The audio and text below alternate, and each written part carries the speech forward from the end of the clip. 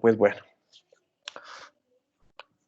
como ustedes bien han podido evidenciar en lo que llevamos corrido del semestre, hemos hablado acerca de varios temas, dentro de los que últimamente nos han ocupado, nos hemos centrado en lo que tiene que ver ya con el contrato individual de trabajo.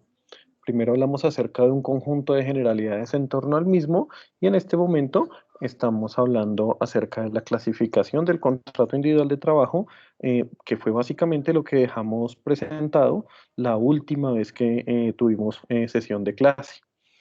En su momento, nosotros inclusive alcanzamos a hablar un poco acerca de lo que tenía que ver eh, de lo que tenía que ver con formas de terminación y demás.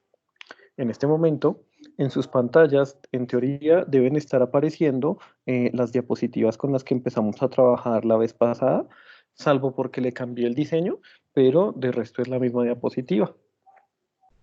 Así las cosas, en esa ocasión nosotros alcanzamos a mirar este cuadrito, donde se Doctor, no hicieron se ve algunos nada. comentarios generales. Nada, ¿Perdone? no aparece nada. No se ve nada, doctor. Denme un No está segundito, compartiendo nada, profe. voy a volver. Ya en un segundito sincronizamos a ver qué fue lo que nos pasó. Ah, sí, no está compartiendo. Ahí ya está compartiendo. ¿Ahí ya les aparece? Sí, allá, profe.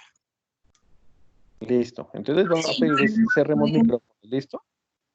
Sí, son tan gentiles. Pues ya, para poder llevar a cabo, desarrollar la sesión. Yo les estaba diciendo que este fue el cuadro que nosotros abordamos en la sesión anterior. Con fundamento en este cuadrito nosotros explicamos, hablamos acerca de la clasificación del contrato según su forma, según su duración, y hablamos ampliamente de la clasificación según la forma, y frente a la duración apenas hicimos unas menciones.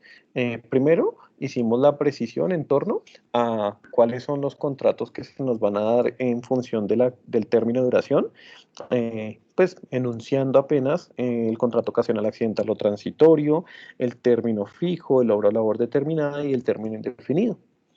Y quedamos en establecer que de cara a ellos hay una serie de situaciones de orden general que se van a dar, que están contempladas en esta parte de la diapositiva. ¿Qué es lo que tenemos ahí? Ahí nosotros básicamente tenemos las formas por las cuales en principio van a terminar cualquiera de los contratos que se encuentra en esta diapositiva. ¿Qué vamos a hacer en este momento? Vamos a hablar un poco más acerca de cada una de esas situaciones. No voy a profundizar mucho, sino voy a tratar de dar unas claridades y además de eso voy a traerles a colación una institución jurídica adicional que pues no hemos abordado ni está en esta diapositiva, por la cual también puede terminar el contrato individual de trabajo, pero pues que en estricto sentido no le es aplicable a todos. Por esa razón no está aquí. Es decir, esa cuarta institución jurídica que no aparece en esta diapositiva no le es aplicable a absolutamente todos los contratos, como si es el caso de estas tres. Para entender esto, entonces será necesario empezar a mirar una circunstancia. Cuando nosotros hablamos acerca de las causales de terminación de contrato, sean objetivas, subjetivas o justas causas, sea una terminación sin justa causa, o sea, inclusive en el marco de la duración del periodo de prueba, tenemos que poner de presente básicamente el hecho de que cuando esto se hace es porque va a entrar a jugar papel fundamental el concepto de la indemnización. Y desde esta perspectiva, entonces, ¿qué es importante saber antes de ahondar o empezar a mirar cada uno de estos aspectos? ¿Qué es la indemnización? Resulta, estimados estudiantes, que si ustedes hacen memoria en marco de lo que tiene que ver con contratos civiles o comerciales, se habla de la existencia de que el incumplimiento de los contratos puede dar lugar a que se ocasionen perjuicios. Así las cosas, en un contrato no laboral, en un contrato de arrendamiento, en un contrato de compra-venta, cuando una persona lo incumple, pues origina ese daño. Y en la teoría del daño nos vamos a encontrar que el daño puede ser patrimonial o extrapatrimonial, y que en el patrimonial vamos a encontrar el lucro cesante y el daño emergente. En el extrapatrimonial encontraremos todo el daño moral, psicológico, en vía de relación y demás. ¿Qué sucede entonces con la indemnización en el contrato individual de trabajo por la terminación del mismo y de cara a la teoría del daño y de la responsabilidad y de los perjuicios? Pues resulta, estimados estudiantes, que como un rasgo característico dentro del contrato individual de trabajo es que la norma desde ya tasa el daño patrimonial en el marco del incumplimiento del contrato individual de trabajo y solo cuando hay lugar a que se reconozca indemnización. ¿Qué quiere decir esto? En materia laboral se establece por disposición normativa el esquema de indemnizaciones, las cuales las indemnizaciones en materia laboral se van a traducir en la compensación por el daño emergente y el lucro cesante. Así las cosas, y para resumir ese comentario, la indemnización en materia laboral se traduce, insisto, daño emergente y lucro cesante por la extinción del contrato. Ahora bien, dicho esto, ¿por qué es importante entonces abordar en este caso lo que les estoy planteando a ustedes frente a esta diapositiva que aparece? Porque en la medida en que operen unas u otras causales u otras situaciones, valga la precisión acá, porque por ejemplo en el marco de sin justa causa no vamos a estar en el marco de que opere una causal, sino en el marco en que se dé una u otra situación, vamos a tener como el concepto de indemnización podrá tener lugar a causarse o no. Así las cosas. Si ustedes evidencian en la diapositiva, tenemos que yo les estoy diciendo, miren, están las causales objetivas, estas de acá, contenidas en el artículo 61. La idea de que ustedes a la fecha de hoy hayan hecho lectura de los artículos 55 al 64 tiene que ver con el hecho de que tengan mayor entendimiento sobre esto. Y como se pueden dar cuenta, el comentario que está al frente de lo que tiene que ver con causales objetivas nos va a decir que por regla general no dan lugar a indemnización. ¿Qué quiere decir esto? Que hay dos causales objetivas de las contenidas en el artículo 61 en donde subsiste la obligación en cabeza del empleador de indemnizar al trabajador por la terminación del contrato. Pero antes de ahondar en eso, retomemos un poco el concepto, la definición de qué es una causal objetiva, ya con más calma. En el derecho, no solo en el derecho laboral, sino por ejemplo en el derecho de familia también se encuentra uno en el marco del divorcio, lo que tiene que ver con causales objetivas y causales subjetivas. ¿Y qué son las causales objetivas? Las causales objetivas, en estricto sentido, son un conjunto de situaciones cuya ocurrencia no se le puede imputar a la voluntad o a la intención de una de las partes. ¿Qué quiere decir esto? Que las mismas simple y llanamente tienen lugar sin que medie de manera directa la intención de las partes.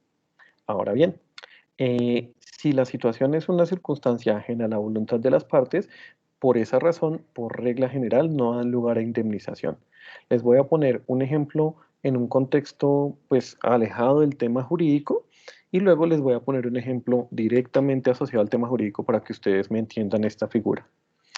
Imagínense que ustedes tienen un noviazgo con una duración de 5 años y resulta que ustedes como tal tienen su vida profesional, tienen su carrera, tienen todo su desarrollo, su proyecto de vida ya lo tienen desarrollado medianamente aquí en Colombia. Su pareja, si bien es cierto, también tiene su proyecto de vida, no es de origen colombiano, sino su mamá se encuentra fuera del país. Resulta que a su pareja, después de 5 años de estar en noviazgo con ustedes, le llaman desde el país donde se encuentra su señora madre y le dicen que se tiene que devolver de manera inmediata y que no se sabe cuánto tiempo vaya a tener que permanecer fuera del país, pero que por lo menos serán 2, 3, 4 años. Y pues por esa razón él tiene que regresar a su país. Y es algo que, mejor dicho, tiene, no sé, digamos, ligado a la salud de su señora madre. En este caso que les estoy planteando, si ustedes se dan cuenta, yo estoy poniendo de presente una circunstancia que es ajena a la voluntad de la persona que tiene que irse. Y muy seguramente ustedes, ¿qué van a hacer en ese caso? Pues dirán que hasta ahí llega la relación de pareja y quedarán como buenos amigos. Van a quedar ustedes como buenos amigos porque entienden que de fondo no es culpa del otro o de la otra el hecho de que la relación de pareja se termine. Si sacamos esa situación y la llevábamos en analogía a lo que sucede en la relación laboral, la circunstancia es la misma. ¿A qué voy con esto? A que entonces en materia laboral, ya cuando hablamos de causales objetivas, igual no se puede imputar a ninguna de las partes y por tal razón no hay lugar a indemnización. Ejemplo, la muerte del trabajador.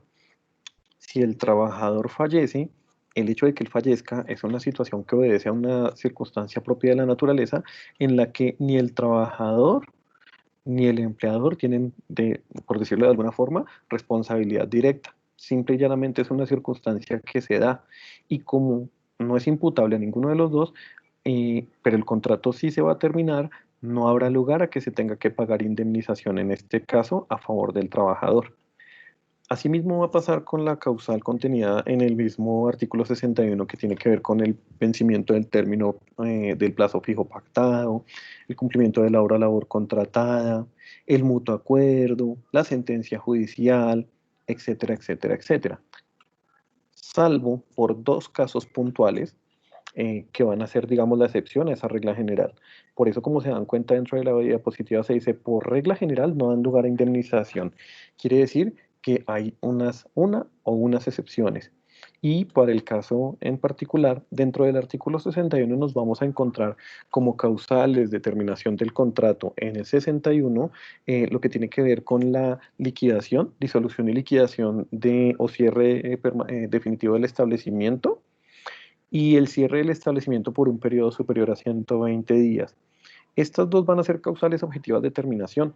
No obstante, por disposición normativa, a pesar de que en este caso estamos hablando todavía de causales objetivas, la misma no da lugar a que se cause indemnización en favor digo, la misma, a pesar de que, qué pena, da lugar, en este caso esas dos dan lugar a que se cause indemnización. Esto lo vamos a encontrar directamente en el artículo 61, en el numeral segundo. Allí nos va a decir, en los casos contemplados en los literales E y F de este artículo, el empleador deberá solicitar permiso ante el ministerio, y el Ministerio de Seguridad resolverá lo relacionado. En este caso, uy caray, esto es más asociado a la normativa que nos impone el ministerio, pero en este caso, de igual modo, uno se ve abocado a pagar indemnizaciones. Insisto, disolución y liquidación de la empresa o cierre por un tiempo superior a 120 días. Dicho esto, entonces, ¿qué pasa con eso de las causales objetivas y por qué estamos poniendo de presente las justas causas? Resulta que así como las causales objetivas no son imputables su ocurrencia a una de las partes, frente a lo que tiene que ver con las justas causas, sí nos vamos a encontrar que pueden ser imputables a las partes. Entonces, ¿qué es lo que va a pasar con las justas causas? Las mismas pueden dar lugar a la causación de indemnización. Cuando nosotros utilizamos en derecho el término pueden, lo que estamos tratando de transmitir o dar a entender es básicamente que puede ser que sí, puede ser que no. ¿En qué casos se va a causar indemnización y en qué casos no se va a causar indemnización? A pesar de que en este escenario siempre habrá imputación de la causal en alguna de las dos partes. No hay indemnización cuando es el empleador quien da por terminado el contrato individual de trabajo al trabajador, valga la redundancia. Entonces, ¿qué nos vamos a encontrar? El artículo 62, literal A, numerales 1 al 15, ese como tal, ese articulado, lo que va a hacer es establecer un conjunto de causales en donde el empleador le puede endilgar al trabajador la responsabilidad de la terminación del contrato. En otras palabras, lo que hace el empleador en función de las justas causas y los numerales que la norma le otorga, señor trabajador, yo doy por terminado el contrato de trabajo de manera unilateral con justa causa. Es decir, cuando afirmo que justa causa de por medio, siendo el empleador, lo que estoy tratando de dar a entender es que la responsabilidad de la terminación está en cabeza del trabajador. ¿Por qué? Porque él incurrió en alguna de las 15 causales. Por ejemplo, si nosotros miramos la causal contenida, que si mal no estoy, en la causal primera, la que nos va a hacer referencia al hecho de que el empleador haya sufrido engaño por parte del trabajador dentro del proceso de contratación o para obtener un provecho ilícito, nos vamos a encontrar entonces con que si el trabajador falsea documentos para el ingreso, está en curso en esa causal. Luego el empleador puede dar por terminado el contrato individual de trabajo de ese trabajador sin tener la obligación de indemnizarlo. Insisto, porque la responsabilidad es imputable al trabajador y quien la invoca en este caso es el empleador. En ese caso, no hay lugar a indemnización. ¿En qué caso sí hay lugar a indemnización? Resulta que el mismo artículo 62 tiene un literal B, y el literal B nos va a hablar acerca de las causas que el trabajador puede hacer valer en contra del empleador para que en este caso si se origine la obligación en cabeza del empleador de reconocer una indemnización al trabajador. ¿Cómo va a funcionar esto? Pongamos un ejemplo. Dentro de las causales contenidas determinación que el trabajador puede invocar en contra del empleador, hay una que tiene que ver con el grave incumplimiento a sus obligaciones o violación del régimen de prohibiciones por parte del empleador. Una de las obligaciones que tiene el empleador es pagar los salarios y demás emolumentos al trabajador en las oportunidades establecidas. Entonces imagínense ustedes que ustedes tienen un puesto de trabajo donde su empleador, a pesar de que pasa la quincena, les paga un mes después, se demora un mes y medio, hasta 2 meses en pagarles la quincena. Bajo este esquema, el empleador estará inmerso en el incumplimiento de una de sus obligaciones y es un grave incumplimiento. Luego, si el trabajador lo considera, puede presentarle al empleador la terminación, un documento, diciéndole o manifestándole la terminación unilateral del contrato individual de trabajo con justa causa imputable al empleador. ¿Qué quiere decir esto? Que el trabajador, digamos en términos escuetos, lo que hace a través de esa renuncia, que se va a conocer doctrinalmente como renuncia motivada, lo que hace el trabajador es decirle: señor empleador, el día de hoy yo estoy dando por terminado el contrato individual de trabajo, pero ojo, soy yo quien da por terminado el contrato individual de trabajo, pero la culpa de que yo esté terminando el contrato individual de trabajo es suya, porque usted no me paga cumplidamente mis salarios. Si efectivamente el trabajador logra imputar la causa objetiva, la causa subjetiva, la justa causa, al empleador, eventualmente el empleador podrá verse abocado al reconocimiento de la indemnización a favor del trabajador. ¿Por qué? Porque la responsabilidad de la terminación está en cabeza del empleador. Esto es lo que nos va a mover en el marco de las justas causas. Por eso, para cerrar la idea, pueden dar lugar a indemnización cuando es el trabajador quien la invoca en contra del empleador, y no dan lugar a indemnización cuando es el empleador quien las invoca en contra del trabajador. Dicho esto, tendremos que hablar acerca de lo que sucede en el marco de la terminación sin justa causa. Y nos vamos a encontrar en la obligación de indemnizar por despido sin justa causa en unos escenarios particulares.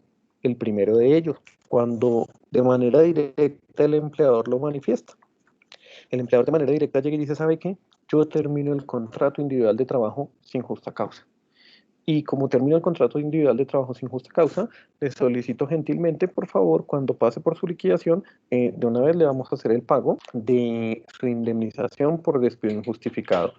Ese va a ser uno de los escenarios en los que nos vamos a encontrar con una terminación sin justa causa, y es relativamente tranquila porque el mismo empleador está manifestando que va a pagar la indemnización. Otro escenario de indemnización por terminación sin justa causa es aquel que se puede estructurar cuando, aún a pesar de que el empleador haya indilgado una justa causa en contra del trabajador, se logre desvirtuar esta situación. ¿Qué quiere decir esto? El empleador dijo, por ejemplo, el trabajador fue sorprendido cometiendo actos delictivos en contra el trabajador fue sorprendido cometiendo actos delictivos en contra del... Y entonces la justa resulta que eso se va a instancias jurisdiccionales, y en el desarrollo de las mismas se logra demostrar que las supuestas conductas, los supuestos actos delictivos nunca existieron. En caso de ser así, en caso de ser esta la situación, pues también habrá lugar a que se reconozca indemnización por despido injustificado a favor del trabajador. Ahora bien, como se pueden dar cuenta, de cara a lo que tiene que ver con el despido sin justa causa, nos vamos a encontrar primero que el mismo solo opera a favor del trabajador. ¿Qué quiere decir esto? Que el único obligado a indemnizar siempre va a ser el empleador. El trabajador no tiene lugar a indemnizar al empleador. Y, como se ha dicho, como es sin justa causa, dan lugar a indemnización. Ahora bien, hablemos un poco acerca del periodo de prueba.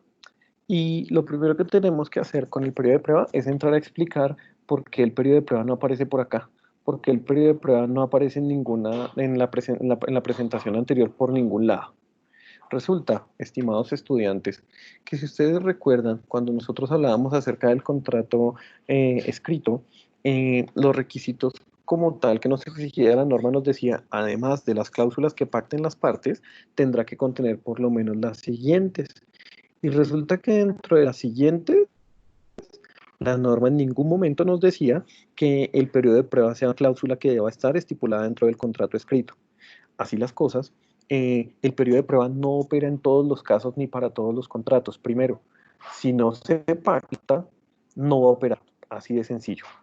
Y segundo, la norma de por sí nos va a decir que uno de los requisitos que tiene el periodo de prueba para efectos de que genere efectos jurídicos es que se haya pactado por escrito. Luego, entonces no podríamos hablar que como regla general también se aplicaría, que se aplicaría a todos los contratos, porque si el contrato automáticamente se desconoce el requerimiento de que el periodo de prueba se pacte de manera escrita. Dicho esto, entonces vamos a evacuar muy rápidamente ese tema del periodo de prueba. Y lo primero que vamos a decir es que el periodo de prueba es un periodo de tiempo, valga la redundancia, un lapso temporal en el cual, y que se ubica al comienzo de la relación contractual, durante el cual el trabajador tiene la posibilidad de verificar si las condiciones laborales se ajustan a sus expectativas, por un lado, y por otro lado, el empleador tiene la posibilidad de validar si el trabajador como tal llena sus expectativas en el desarrollo de la actividad para la cual fue vinculado como tal. La norma nos va a decir que por regla general el periodo de prueba no puede tener una duración superior a 2 meses y como ya lo manifesté, el mismo tiene que pactarse por escrito. Además de esto, el mismo no tiene lugar, como se da en la parte inicial del contrato, no puede, por ejemplo, decirse que vamos a meter un periodo de prueba en la mitad del contrato, o al final, o no sé, llevo 5 años trabajando, ya superé mi periodo de prueba al comienzo de la relación contractual, y en el año 4 se les da por meterme otro periodo de prueba, eso no se puede hacer. Y el mismo es susceptible de prorrogarse si y solo si cuando inicialmente se ha pactado un periodo de tiempo y en el marco de ese periodo de tiempo no se pactaron los 2 meses de entrada, sino, por ejemplo, en un término indefinido, se pactaron 15 días de periodo de prueba, pero resulta que en el 14 el empleador viene y le dice al trabajador, venga, pongámonos de acuerdo, porque es la única forma de hacerlo de mutuo acuerdo, y prorroguemos el periodo de prueba por 15 días más. Es la única forma en la que se puede prorrogar, es decir, en mutuo acuerdo, pero ojo, esa prórroga o las prórrogas que se hagan sumadas unas con otras no podrán superar el tope máximo de los 2 meses. Quiere decir esto que si yo pacte un periodo de prueba de 15 días, yo podré prorrogarlo cuantas veces quiera en mutuo acuerdo con el trabajador hasta un máximo de 2 meses. Frente al mismo, ¿qué es lo que nos va a decir la norma? Que tiene que ver con el efecto jurídico y que ustedes pueden ver en la diapositiva, dice que no da lugar a indemnización. La norma va a decir en el artículo 80 del Código Sustantivo, el periodo de prueba puede darse por terminado unilateralmente en cualquier momento sin previo aviso. ¿Qué quiere decir esto? Que durante la vigencia del periodo de prueba, cualquiera de las partes puede notificarle a la otra su intención de no continuar y de cara al empleador, pues simple y llanamente él no es. Siempre es importante que al momento en que se dé terminado un contrato individual de trabajo durante el periodo de prueba, se dé una mediana motivación de qué fue lo que llevó a tomar la determinación de extinguir la relación. ¿Por qué? La Corte Constitucional se pronunció en torno al tema diciendo que es necesario que se haga ese tipo de manifestación en aras de evitar que se materialicen conductas de discriminación. Para ilustrar esta última idea, les pongo el siguiente ejemplo. Hagan de cuenta que yo contrato a una dama para que me colabore en la oficina y la dama es muy atractiva y entonces yo todos los días llego y la miro y ejecuto, llevo actos de galantería frente a ella y ella es indiferente y no responde a mis coqueteos. Y entonces yo un día así muy de mal genio, lo que hago es decir, no, ¿sabe qué? La despido por periodo de prueba. En este caso, estaríamos viendo que de fondo lo que me está motivando es un acto discriminatorio. Por eso la Corte siempre nos va a decir, la Corte Constitucional va a decir, si va a despedir en periodo de prueba, es importante que usted haga una mediana justificación, manifestación de lo que lo está motivando a terminar el contrato. Finalmente, frente a lo que tiene que ver con el periodo de prueba, es preciso también decir que durante este tiempo el trabajador goza de todos los derechos laborales consagrados en las normas sustantivas. ¿Qué quiere decir esto? Que si la persona dura laborando para un empleador un día, 5 días, 10 días, un mes, mes y medio, en periodo de prueba, y por alguna razón, la que quieran, se terminó el contrato individual de trabajo, a pesar de que se trate del periodo de tiempo en que se está materializando el periodo de prueba, el trabajador tiene derecho a que se le paguen sus cesantías, interés a la cesantía, prima de servicios, vacaciones, salarios, las cotizaciones al sistema de seguridad social y demás. Es decir, desde el primer día, así sea que trabaje un solo día, tiene el derecho a que se le paguen el valor de todas las acreencias y conjunto de derechos mínimos propios de ese catálogo de mínimos que hablábamos alguna vez. En este momento voy a salir al aula Teams para escuchar qué inquietudes o preguntas tienen respecto de lo que les acabo de ilustrar, por favor. Así que estoy atento si son tan gentiles. Profesor, una pregunta respecto a la motivación que se debe brindar por la terminación del contrato en periodo de prueba. ¿Esa motivación también debe quedar en la constancia de la carta que se dio, que daba final al contrato, o la motivación solamente tiene que ser pues dicha oralmente al empleado? No, no, no, no. Primero, y tu pregunta es pertinente porque algo que pues, disculpen el despiste, estaba pasando por alto. Eh, Siempre es obligación de las partes manifestar al momento de la terminación la causa por la cual se está terminando el contrato. Si, por ejemplo, yo le digo a una persona, se me va, y se lo digo hoy, se me va despedido, y voy luego me asesoro y me doy cuenta que en ese momento yo tenía que decirle la causa y una semana o 3 días después le mando la carta de terminación con justa causa, esa carta ya no va a generar efecto jurídico porque la que tendría valor sería esa terminación que se dio de manera verbal el día en que yo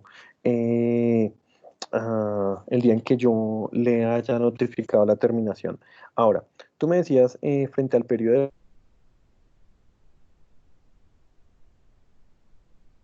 de Ángela. Ángela,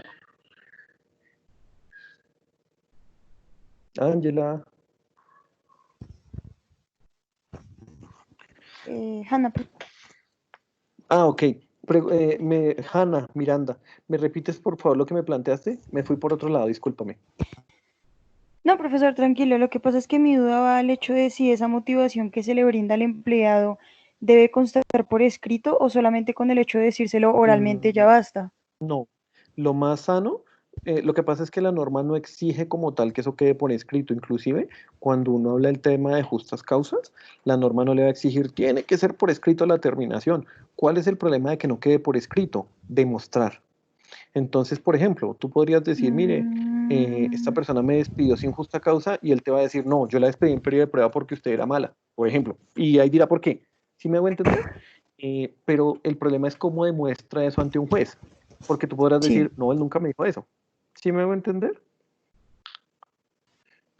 Y sumado a eso, cuando se da la certificación listo, laboral, profe. ahí Muchas no se va a gracias. decir qué fue lo que pasó. Simple y llanamente, ok. Ahí simple y llanamente se va a decir, se despiden puntos.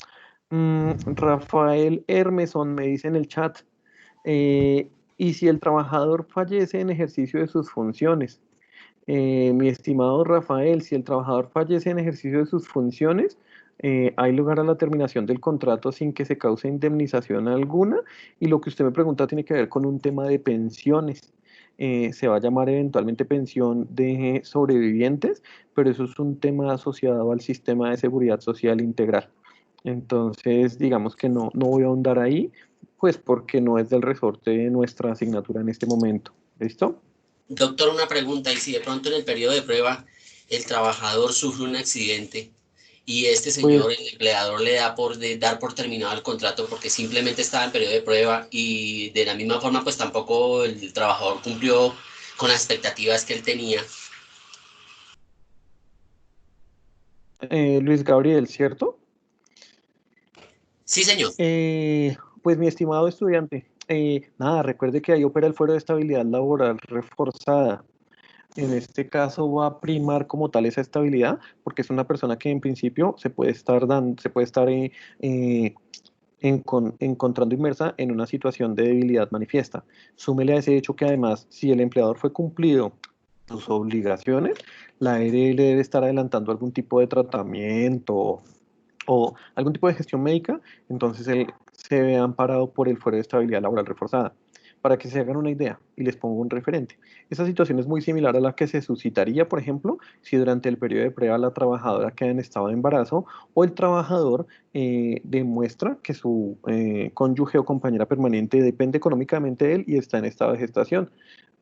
Ante una situación como esa persona automáticamente queda amparada por un fuero de estabilidad. En este caso, según lo que les he planteado, fuero materno. Entonces eh, no operaría, no se podría hacer operar el periodo de prueba. ¿Listo? Doctor, y así sea una persona negligente y que por causa de esa negligencia se provocó el accidente, como con Claro, el fin pero de quedarse en la empresa o bueno, usted sabe, cantidad de cosas que pasó. usted tendría que pedirle autorización a la inspección del trabajo. ¿Sí? En principio usted tendría que pedirle autorización a la inspección del trabajo porque el tema del término negligencia o la responsabilidad en la ocurrencia de un accidente, eh, digamos que no es algo que se pueda manejar con cierto grado de ligereza en cabeza del empleador, como determinar, no es que fue culpa de él o no fue culpa de él, máxime cuando el empleador en este caso estaría siendo a la vez juez y parte. Entonces, no, tocaría pedirle eventualmente autorización a la inspección del trabajo. Pero pues eso ya toca mirar cada caso en particular. ¿Listo? Profe, profe, con Gracias. César, si ese accidente no es laboral, sino un accidente común. No importa porque la persona tiene el fuero de estabilidad laboral reforzada. O sea, ahí cuando uno está hablando del fuero de estabilidad laboral reforzada, recordemos que estamos hablando acerca de una institución jurídica cuyo desarrollo se ha dado en el marco de la jurisprudencia de la Corte Constitucional y lo que dice eso es que, mire, más allá de la naturaleza del accidente, nada que hacer, esa persona tiene un problema de salud. Miren, les cuento un caso. Yo tuve conocimiento de una señora que ingresó a laborar a través de una empresa de servicios temporales para una entidad financiera y ella firmó contrato el viernes de esa semana, firmó el contrato el viernes, mm, se le hicieron afiliaciones y demás, y el contrato, ella arrancaba a trabajar el lunes. El sábado o el domingo de ese fin de semana ella tuvo un accidente de tránsito que la mantuvo hospitalizada por 2 años. Yo no sé qué tan grave pudo haber sido eso, pero sé que la tuvo mucho tiempo hospitalizada. Pues, ¿qué pasó? Que a esa señora la tuvieron que mantener vinculada durante todo ese periodo de tiempo. Y ahí no vale temporalidad, ahí no vale periodo de prueba, porque finalmente ella está en una situación de una condición en la que se encuentra en estado de debilidad manifiesta. ¿Sí? Una pregunta. Buenas noches, Sí. Cristina Pertucho le habla. Hola, Cristina, ¿cómo estás? Bien, muchas gracias. Y si yo quiero, digo, el empleador, ¿desde qué momento le hace, Gracias, profe.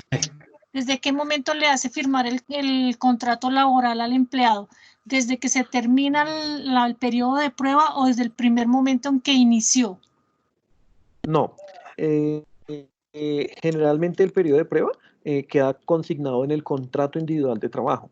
¿Qué quiere decir esto? Básicamente, desde el momento en que el contrato inicia, ya es un contrato laboral, pero lo que se hace es manifestar y por escrito que en determinado periodo de tiempo al inicio va a considerarse periodo de prueba. Entonces la persona está en un contrato individual de trabajo, no obstante, la parte inicial, el tiempo que se haya pactado sin exceder de 2 meses, es periodo de prueba. Y es desde el mismo momento que se celebra el contrato que se pacta el periodo de prueba.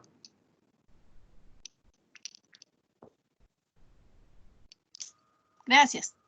Ok, bueno, voy a continuar con la exposición del tema.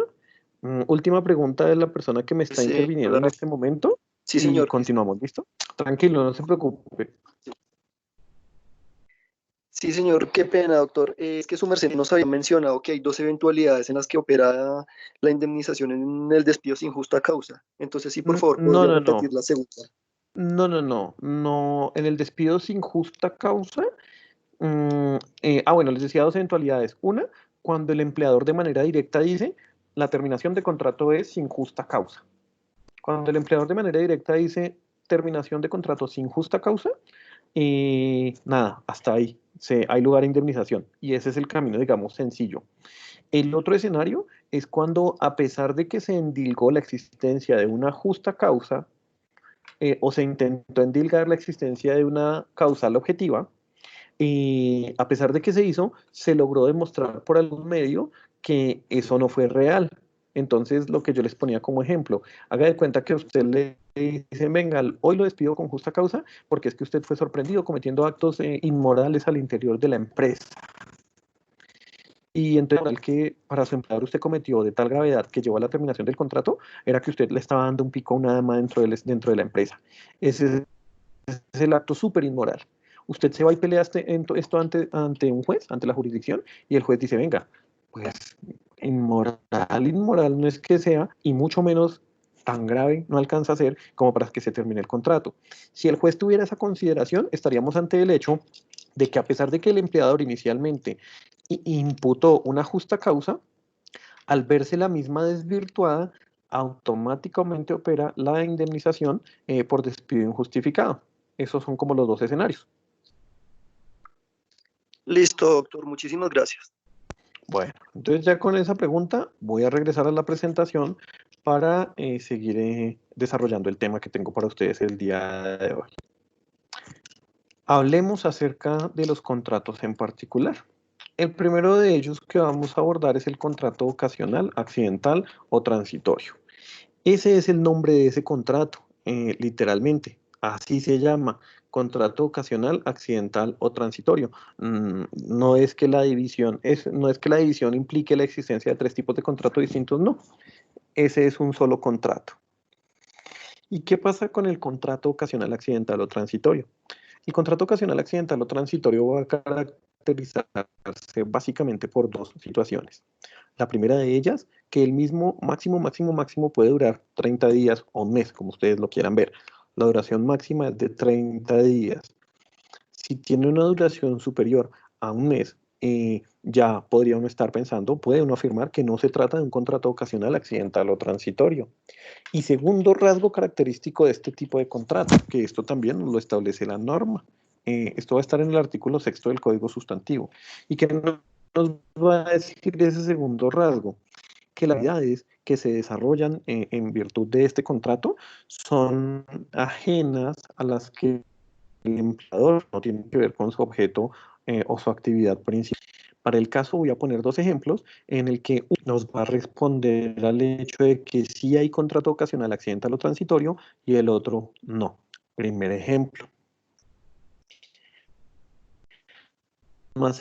Almacenes Éxito S.A. contrata mediante contrato ocasional, accidental o transitorio a un señor para que durante el periodo de 20 días, porque además se estipula ese término, se dedique a pintar las líneas del parqueadero que dividen los espacios de parqueo entre un vehículo y otro.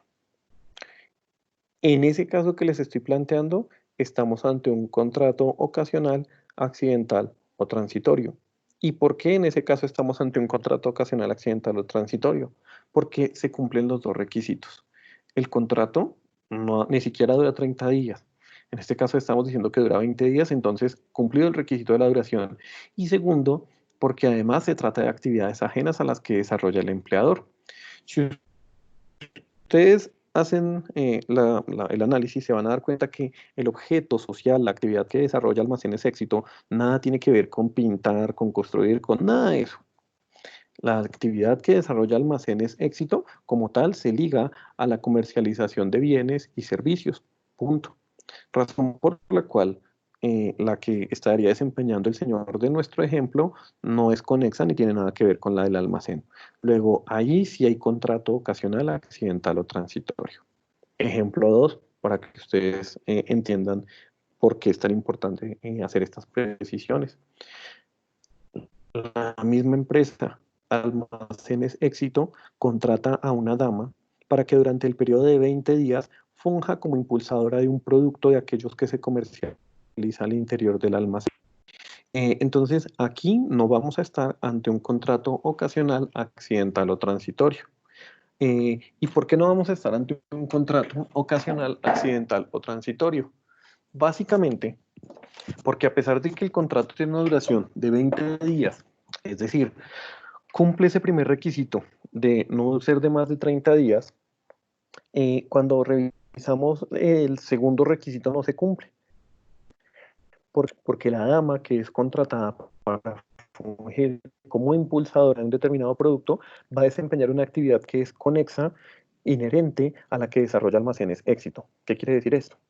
Que esa muchacha va a ir a hacer algo para facilitar las ventas, y aun cuando el contrato sea de una duración tan breve, eh, nada, ahí no hay contrato ocasional, accidental o transitorio por ese factor.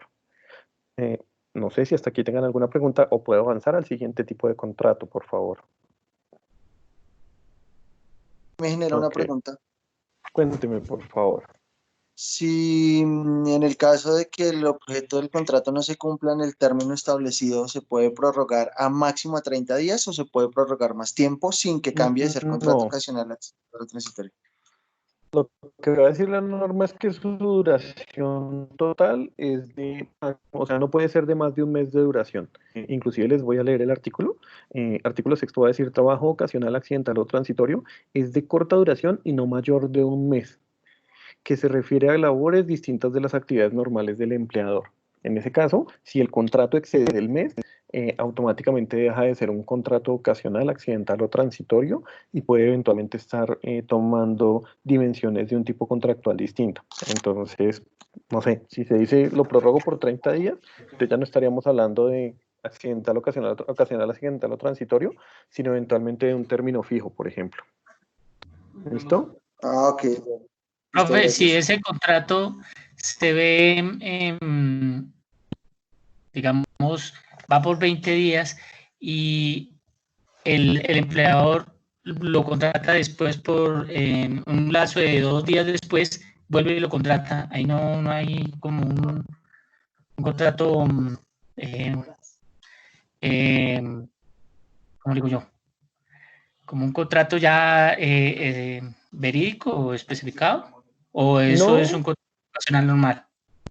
O sea, deja un mientras él periodo de no, 2 días sin mientras, contratar. ¿cómo? O sea, usted me dice, lo contrató 20 días y luego lo volvió a contratar 2 días O sea, más dejó un lapso de 2 días y volvió y lo contrató. para hacer lo mismo. Para hacer lo mismo, Mm, sí, para hacer lo mismo.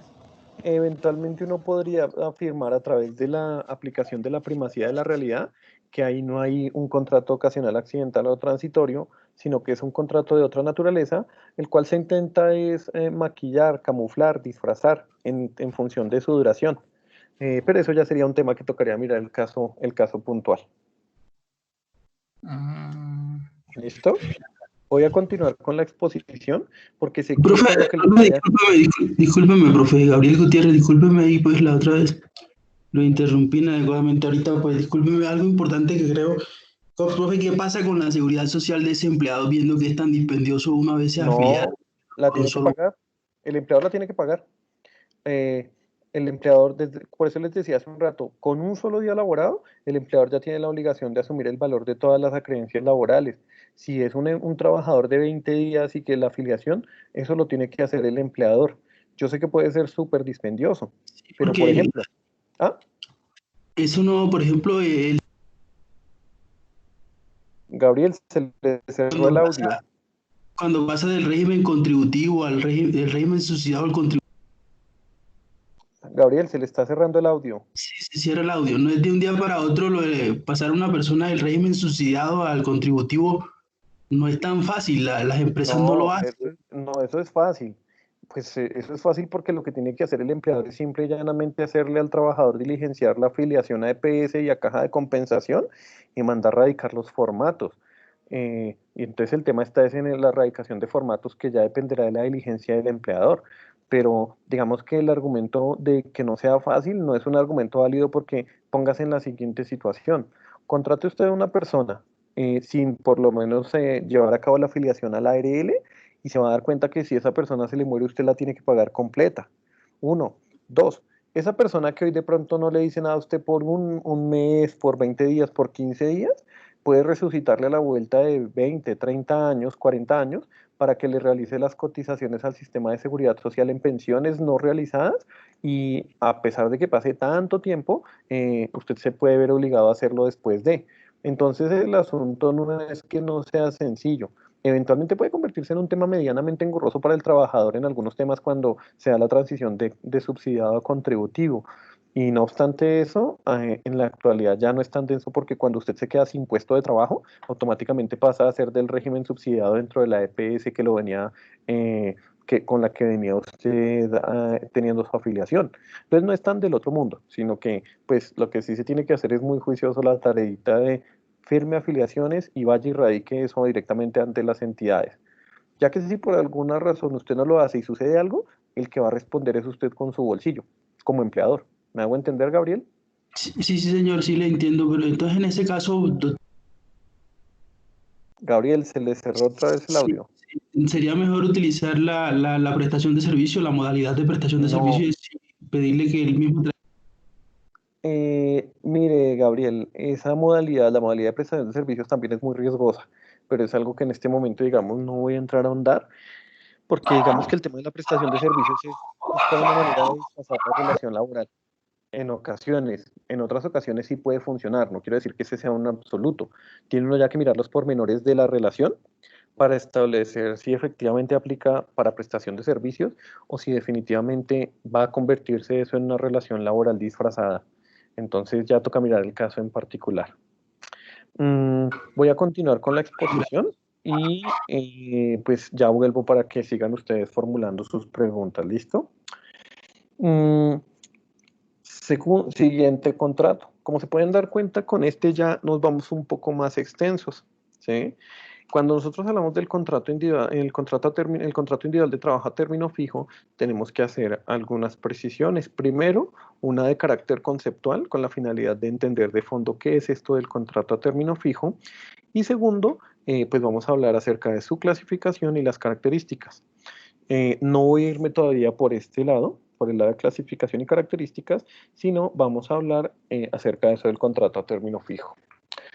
Resulta, estimados estudiantes, que si ustedes hacen memoria, lo que uno de pronto ve en negocio jurídico, en contratos, en obligaciones, será muy probable que se acuerden de que les han hablado, y si no lo han hecho, les van a hablar acerca de una institución jurídica que se conoce con el término de condición resolutoria. ¿Qué quiere decir eso de la condición resolutoria? La condición resolutoria lo que va es un suceso, es un evento como tal que va a marcar una situación dentro del contrato, ya sea la posibilidad de exigir el cumplimiento de una obligación o la extinción del vínculo contractual.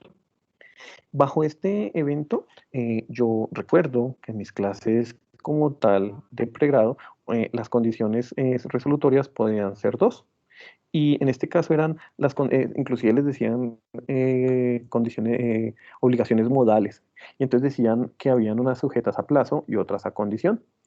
En este caso, cuando nosotros hablamos del contrato a término fijo, nos vamos a encontrar que el contrato a término fijo es un contrato individual que se encuentra supeditado al cumplimiento de un plazo. Él es el único que va a responder a la causal objetiva consagrada en el artículo 61, ligada al vencimiento del plazo o término fijo. Entonces, es importante que sepan que además de las causales de terminación vistas en la diapositiva que les estoy mostrando en este momento sobre causales así, el contrato a término fijo se va a terminar puntualmente y es el único en el que va a operar por el vencimiento del término pactado. Ahora bien, dicho esto, entonces vamos a hablar un poco acerca de la clasificación del contrato a término fijo. Y el contrato a término fijo se nos va a dividir en dos grandes bloques. Uno, en donde vamos a tener el contrato a término fijo que tiene una duración de entre 1 y 3 años. Cuando hablo de la duración de 1 a 3 años, quiero decir es que al momento en que se pacta el contrato, se pacta a 1 año, o a 2 años, o a 3 años, o cualquier término que se encuentre en ese interregno de tiempo. ¿Sí? 1. 2. Como se pueden dar cuenta, debajo de ese 1 a 3 años tenemos un paquetico de reglas generales. ¿Y por qué tenemos un paquete de reglas generales? Porque resulta que en esa clasificación global, además del contrato de 1 a 3 años, tenemos los contratos a término fijo inferior a 1 año. ¿Y qué sucede? Pues resulta que las reglas generales que aplican al contrato a término fijo de 1 a 3 años también le son aplicables al contrato a término fijo inferior a 1 año, salvo por dos cosas en particular que van a generar una variación en el contrato a término fijo inferior a 1 año. Así las cosas, entonces, ¿qué vamos a hacer en este momento? En este momento vamos a proceder a hablar un poco de las reglas generales que se aplican al contrato a término fijo de 1 a 3 años, teniendo de presente que las mismas también se aplican al contrato a término fijo inferior a 1 año, pero vamos a hablar primero de las generales, explicamos un poco con una gráfica cómo funcionan ellas y luego entraremos a explicar estas reglas especiales. Primero, la norma nos va a exigir que el contrato a término fijo tiene que constar por escrito. Si el contrato a término fijo no consta por escrito, pues como tal no podrá tenerse esa modalidad contractual. Es decir, él no se presta para que nosotros digamos es que de manera verbal pactamos un contrato a término fijo de 6 meses, que es una de las situaciones que yo les planteaba en la sesión anterior a ustedes cuando les hablaba de la clasificación del contrato y les decía que en el marco del contrato verbal la norma me exige, por lo menos frente al contrato a término fijo, que el mismo conste por escrito. Sumado a eso, el contrato a término fijo es un contrato que, como ya dijimos, se termina, se puede extinguir por el vencimiento del plazo fijo pactado. Pero ¿qué pasa? Ese vencimiento no opera de manera automática. Para que ese vencimiento se materialice, existe la obligación en cabeza del empleador, en este caso, de notificar al trabajador por lo menos 30 días antes del vencimiento la intención de no prorrogar. ¿Qué quiere decir esto? Que si el empleador guarda silencio frente a lo que tiene que ver con la intención de no prorrogar, el contrato se prorrogará de manera automática por un término igual al inicialmente pactado. Ya más adelante, en la siguiente diapositiva, que vamos a ver un gráfico donde se explica un poco mejor esto, de lo que tiene que ver con la prórroga automática y el vencimiento.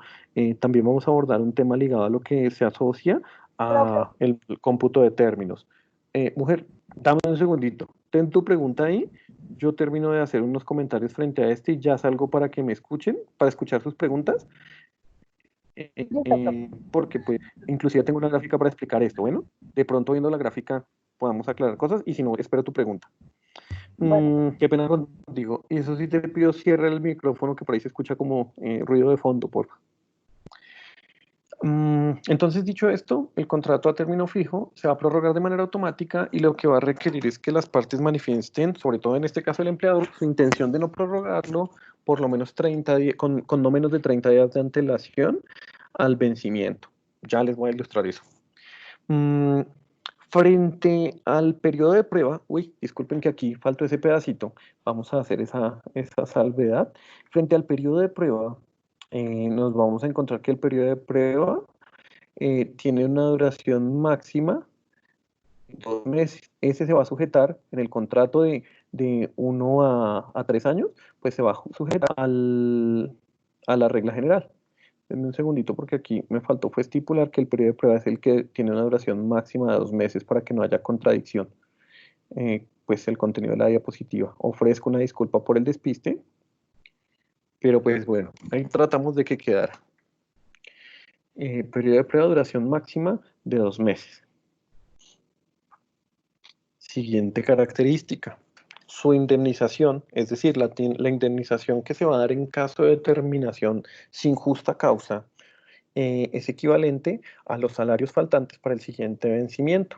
Y una que es súper importante, el contrato a término fijo nunca se convierte en indefinido, salvo que las partes lo acuerden. Lo que sí puede pasar es que sea indefinidamente a término fijo. ¿Qué quiere decir esto? Que se prorrogue en el tiempo varias veces al punto tal que se mantenga siendo indefinido, pero no puede durar 50 años sin ningún problema con un contrato a término fijo, prestando servicios para el mismo empleador. Para el efecto, voy a ir a la ilustración que tengo para dar a entender todo lo que les acabo de decir frente al tema de prórrogas. Esta línea verde representa la vigencia en el tiempo de un contrato individual de trabajo. Resulta que ese contrato individual de trabajo, vamos a decir en este caso que es de 1 año. Y pues el primer año transcurre entre el inicio de la línea verde y el punto en que este segmento en donde se encuentra la línea punteada. Ese contrato inicia el 1 de enero y va hasta el 31 de diciembre de ese mismo año. Cuando la norma me dice a mí que yo como empleador tengo la obligación de notificarle al trabajador la intención de no prorrogarlo, para efectos de que se extinga ese contrato, lo que me está diciendo es que, mire, usted tiene que notificarle al trabajador que no lo quiere prorrogar con antelación no inferior a 30 días. En el gráfico que les he puesto, el segmento que está en rojo ya es el segmento durante el cual ese término se desconoció. Entonces, imagínense lo siguiente. 1 de enero a 31 de diciembre de un determinado año. Si yo quiero que la relación contractual se termine exactamente el día en que se vence, yo tendría que, por obligación, a más tardar el 30 de noviembre, notificarle al trabajador mi intención de no prorrogar el contrato individual de trabajo. Si yo lo hago efectivamente, ¿qué va a pasar? Que el 31 de diciembre ese contrato termina sin ningún problema. Esa notificación, la norma me dice con no menos de 30 días de antelación al vencimiento. ¿Quiere decir esto? Que yo lo puedo hacer en cualquier momento del contrato. Con decirles que existen empleadores que desde el momento mismo en que se firma el contrato están notificando la intención de no prorrogarlo para efectos de no tener el hecho de estar pendientes de esta situación. Sumado a eso, si por alguna razón yo no le notifico el 30 de noviembre, sino que me vengo aquí al 5 de diciembre, al 5 de diciembre notificar tener una circunstancia. Mira, que como yo no notifiqué la terminación de contrato dentro del término que la norma me concedía, en este momento, dentro del segmento rojo, el contrato tiene que entenderse ya prorrogado por un término igual al inicialmente pactado. Quiere decir que ese contrato a partir del 1 de diciembre, 2 de diciembre, ya podría decirse que ya no termina el 31 de diciembre de ese año, sino el 31 de diciembre. Si yo por alguna razón decido notificarle al trabajador en este segmento el 15 de diciembre, mire, no prorrogo su contrato y se termina el 31 de diciembre de este año, tendré el siguiente riesgo, que muy seguramente prosperará, que el trabajador me demande y me diga, mire, qué pena con usted, pero como usted me notificó el 15 de diciembre y para esa fecha el contrato ya se entendía prorrogado hasta el 31 de diciembre del año siguiente, pues usted me tiene que indemnizar con todos los salarios que yo dejé de percibir desde el 1 de enero hasta el siguiente vencimiento. ¿Por qué? Porque durante esos periodos ya se entiende que operó la prórroga automática.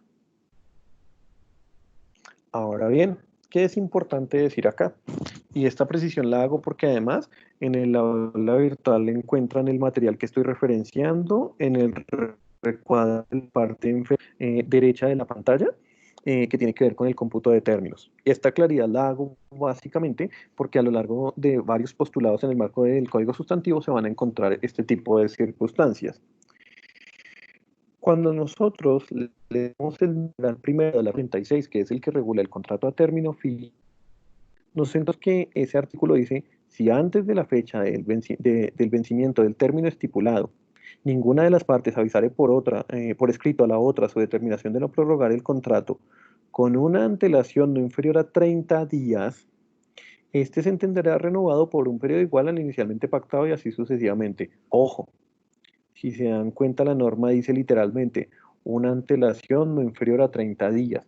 Si nosotros estuviéramos interpretando la expresión 30 días en el contexto de el derecho civil, en el antiguo CPC, Código de Procedimiento Civil, o en el CGP, tendríamos que entender que si la norma no nos dice días hábiles, nosotros debemos interpretarlos en términos calendario. Ojo, así no opera en laboral. En materia laboral, nosotros vamos a hablar de esos 30 días en términos de días calendario. Y para el efecto, la Corte Suprema de Justicia, en sentencia SL 981 del 2019, ha dicho que en materia laboral ese tipo de términos se van a manejar calendarios, a pesar de que, insisto, en otras jurisdicciones no deben de algo totalmente distinto. Básicamente la Corte dice aquí que lo que sucede es que nuestro contrato se ejecuta de manera permanente, entonces no es dable cosas tengamos los días calendario y para otros tengamos los días hábiles. Pero esto es otra historia. Lo importante de esto es que les invito, por favor, a hacer lectura de la sentencia que está colgada actualmente en el aula virtual acerca de este tema. Con esto voy a salir nuevamente al aula para efectos de escuchar sus inquietudes frente a lo que hasta ahora he expuesto. La compañera que debe intervenir, por favor, formule su pregunta y si no, continuamos, por favor.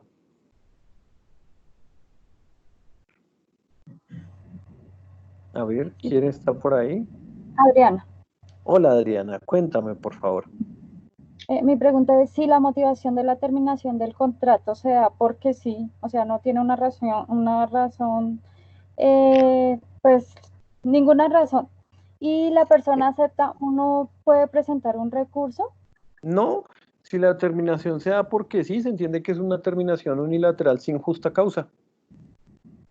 Entonces tú puedes reclamar la indemnización. Y digamos, bueno, puede uno alegar por qué se finalizó el contrato, o sea, puede... ¿Pedir explicaciones? Sí, señor. En estricto sentido uno podría pedirlas, pero de aquí a que el empleador esté obligado a concederlas, difícilmente, porque pues lo que le va a decir la norma es, si usted despide porque ajá, entonces también métase la mano al drill y responda por su porque ajá, ¿sí? Si el empleador simple y llanamente dice, listo, lo indemnizo, pues nada, hasta ahí llegó todo el tema. Y otra pregunta, profe, si digamos una empresa de pinturas contrata a alguien por medio de una temporal como asistente administrativa, ¿este contrato podría caber en los contratos ocasionales, accidentales o transitorios? No, ese es un contrato laboral. Lo que pasa es que ahí es un contrato, toca mirar, porque las empresas de servicios temporales utilizan por lo general dos tipos de contratos, el eurolabor o el término fijo, ¿sí? En este caso no podríamos hablar de un contrato ocasional, accidental o transitorio, salvo que eventualmente se trate de actividades ajenas, pero es una dinámica muy, muy rara, es muy extraño que eso se dé. Pero tendría que cumplir con los dos requisitos. Tendría uno que verificar que no sea superior a 30 días y que además de no ser superior a 30 días, sea para el desarrollo de actividades que nada que ver. En el caso que tú me estás planteando es, mire, fui contratada como asistente administrativa y seguramente ese cargo se requiere para el desarrollo de ciertas actividades propias de la organización, entonces no podrá ser ocasional, accidental o transitorio porque no cumple los requisitos. ¿Listo? Listo, profe, gracias. Bueno, Doctor, Alfonso. qué pena para mí como empleador, ¿qué es mejor? Espérenme, ¿Un espérenme un contrato a término segundito. fijo o a término Alfonso, indefinido? no, espéreme. Alfonso, ¿quién es Alfonso? Alfonso Yo, Ángel Pérez. señor, Listo. Alfonso, ¿usted me iba a hacer una una pregunta? En el caso de que se Sí, pague la indemnización, ¿esa sí, indemnización se paga sobre el salario base o sobre el salario promedio? Digo, con prestaciones y todo. depende. No, con prestaciones no. Es sobre el salario de la persona. Si el salario es fijo, se tendrá en cuenta el último salario que se haya devengado. Si el salario es variable, se promediará y se paga es con base en salarios, no en prestaciones. O sea, no se incluyen primas, cesantía, entrada de cesantía, vacaciones, nada. Es solo sobre salarios. ¿Listo? Listo, gracias. Bueno, ahora sí el compañero que me estaba haciendo la pregunta acerca del contrato más conveniente, por favor. Doctor Luis Rodríguez. Doctor, para mí como empleador, ¿qué me es mejor? ¿Un contrato a término indefinido o un contrato fijo? A término fijo, perdón. No, eso es muy relativo, Luis. Eso es muy relativo, Luis, porque depende de cada caso en particular. Yo, por ejemplo, soy de las personas que suele aconsejar optar, ya sea, si lo amerita la actividad, yo suelo aconsejar el contrato supeditado al término indefinido o en su defecto a la obra o labor. Pero esto es más por aspectos del orden indemnizatorio. Pero, por ejemplo, en el sector de la construcción, dependiendo del tipo de actividad que va a desarrollar la persona, es mucho más viable, más factible suscribir contratos por obra o labor. En actividades, por ejemplo, como lo que tiene que ver con las clases, eh, los periodos académicos y demás, es más factible por término fijo, entonces no hay una respuesta absoluta para eso. Ese análisis ya se tiene que hacer de cara al caso particular. ¿Listo? Ya, doctor, lo digo es porque muchas veces las personas piensan que un contrato a término indefinido quiere decir que usted va a trabajar conmigo hasta que se muera. y pienso yo lo contrario, que término indefinido quiere decir que si, por ejemplo, mañana le digo, bueno, ya esto no va más, hasta ahí llegó, mientras que el de a término fijo, sí me toca, me imagino yo, respetar las cláusulas del contrato y el término al cual se llegó, ¿cierto? Sí, más o menos. Digamos que, por ejemplo, mi gran reparo que se hace, yo porque aconsejo mucho el término indefinido, porque en el término indefinido, si una persona labora un periodo igual o inferior a un año, y usted la desvincula sin justa causa, el costo de la indemnización equivale a un mes de salario. Entonces, pues yo sé que no deja de ser una suma en dinero, pero es una suma que en mi criterio no es tan representativa como el fenómeno que se presenta en el contrato a término fijo. Porque, por ejemplo, en el caso que yo les planteaba cuando les ilustraba la diapositiva que les está apareciendo en este momento, yo les decía, imagínense que si se determina el contrato antes del vencimiento, la indemnización es el pagar el valor de los salarios hasta cuando se hubiera vencido. Esto implicaría, por ejemplo, que si usted contrata a una persona en un contrato a término fijo a un año y pasó el periodo de prueba, pero resulta que tan pronto pasó el periodo de prueba, la persona automáticamente se transformó y se volvió el tipo más ineficiente y con malas conductas. Es decir, usted a los 2 meses y medio ya lo quiere desvincular, pero pues el personaje logra no estructurar una justa causa. Usted tendrá que hacer dos cosas. O espera a que la persona continúe elaborando y le pueda usted notificar la intención de no prórroga para finiquitar el contrato. Es decir, se esperará 10 meses, 9 meses y medio para terminar ese contrato, bueno, para que opere la terminación con la notificación oportuna, o en su defecto le paga los 9 meses y medio de salario pendientes. Entonces, claro, uno queda atado a otro tipo de dinámicas en un contrato a término fijo, pero pues por eso le planteo a usted que eventualmente eh, es un tipo contractual que depende de la situación en particular. Ya, doctor, perdón mi ignorancia, una preguntita más, no lo molesto más.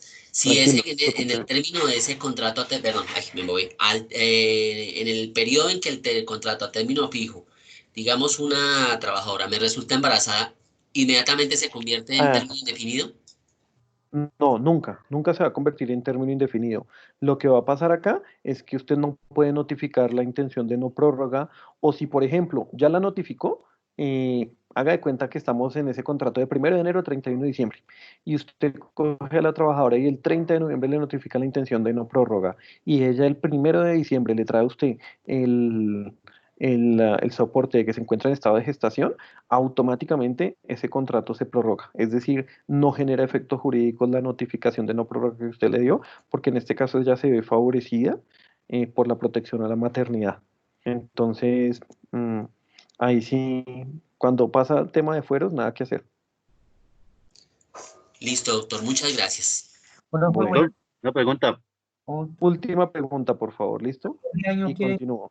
La pregunta, en los contratos de obra labor, ¿con qué término de antelación se notifica al empleador? Ángel, todavía no he hablado de ese tipo de contrato, ¿listo? Entonces tengamos un poquito de paciencia que ya lo voy a abordar. El otro compañero que iba a preguntar, por favor, escucho la pregunta, la absuelvo y continúo en la exposición, si son tan gentiles. Profe Javier Riaño, una pregunta. En el caso del contrato a término fijo, cuando no lo notifican las partes de que se da por terminado, en el caso de que sea el empleado el que incumple, digamos, no avisaron entre las partes y al mes dice, me voy, porque me voy. Entonces, ya el empleado puede ejecutar ese incumplimiento. No, si es el trabajador quien simple y llanamente, venga, el contrato va del 1 de enero al 31 de diciembre, y el 15 de diciembre dice, venga, ¿sabe qué? Ya no voy a continuar con el contrato, pues no pasa nada, no pasa nada. No, pero ese sería el ejemplo. Digamos, es del 1 de enero al 31. Pero ahorita no. Es del 1 de enero al 31 de diciembre. No avisaron las partes que no se que no se iba a terminar. Ninguno, las partes. Sí, ninguno dijo que lo iba a prorrogar. Que ninguno iba a terminar el contrato, sino que se supone que sigue. Y entonces llega el 15 de enero, ya está prorrogado el contrato automáticamente, y el empleado dice, bueno, me voy porque me sale algo mejor. O sea, no es una situación de que si hubiera sido el empleador, le tocaría indemnizar cumpliendo el contrato. Sí. Y entonces el empleado deja eso ahí tirado y lo perjudica y todo eso. Nada que hacer ahí. O sea, Ahí la norma estaría a favor del empleado, mejor dicho. Claro, pero es que recuerde que el rasgo característico del derecho laboral es proteccionista. Hasta hace algunos años atrás, ya varios años atrás, uno hablaba de algo que se llamaba preaviso, pero en la actualidad eso ya no. El trabajador se va y se fue, punto. No hay lío. Y no puede hacer uno ahí, pues, digamos que decir, venga, le cobro una indemnización o cosas así, no opera dentro del derecho del trabajo de esa forma, por disposición. Y sí, es pro trabajador la norma. Ok, profe, gracias. Bueno, con esa pregunta entonces voy a continuar con la exposición. Voy a cerrar los audios pues de los micrófonos para seguir y en un rato regresamos a ver qué inquietudes tienen. Como se han dado cuenta entonces en esta presentación que tengo en pantalla, hemos explicado lo que tiene que ver en cómo opera la vigencia del contrato a término fijo. Y yo tengo que hacerles dos precisiones conceptuales. Una tiene que ver con el término prórroga y renovación, ¿sí? Cuando uno habla en términos del contrato a término fijo que de manera automática extiende su vigencia en el tiempo, a pesar de que el Código Sustantivo dice renovación, nosotros tenemos que entender eso desde el punto de vista jurídico como prorrogar. ¿Por qué? Cuando yo digo voy a renovar mi carro, lo que ustedes entienden no es que yo voy a coger mi carro y lo voy a mandar a hacer un mantenimiento así la machera para ponerlo a punto. Ustedes lo primero que entienden cuando yo digo voy a renovar mi carro es que voy a salir del carro que tengo actualmente y voy a acceder a otro vehículo. Cuando uno habla entonces jurídicamente del término renovación, hace alusión como tal a generar un vínculo nuevo. Y aquí no pasa eso, aquí no se genera un vínculo nuevo. Aquí lo que se hace es que se coge el primer vínculo y se extiende su vigencia en el tiempo. Y eso lo que jurídicamente connota o conlleva es la prórroga. Perdón, primero. Segundo, es importante también que ustedes miren con detenimiento esta diapositiva porque en la exposición que hasta ahora he hecho les he explicado todo lo que operaría de la mitad de la diapositiva hacia abajo. Pero no les he explicado qué es esto de vigencia inicial y de primera prórroga. La vigencia inicial, como tal, es algo que ustedes deben entender en términos de que es un periodo de tiempo que va desde el primer día en que se ejecuta el contrato, desde el primer día desde cuando inicia el contrato, hasta el primer vencimiento. Esa es la vigencia inicial. De ahí en adelante, todo lo que siga suscitándose serán prórrogas.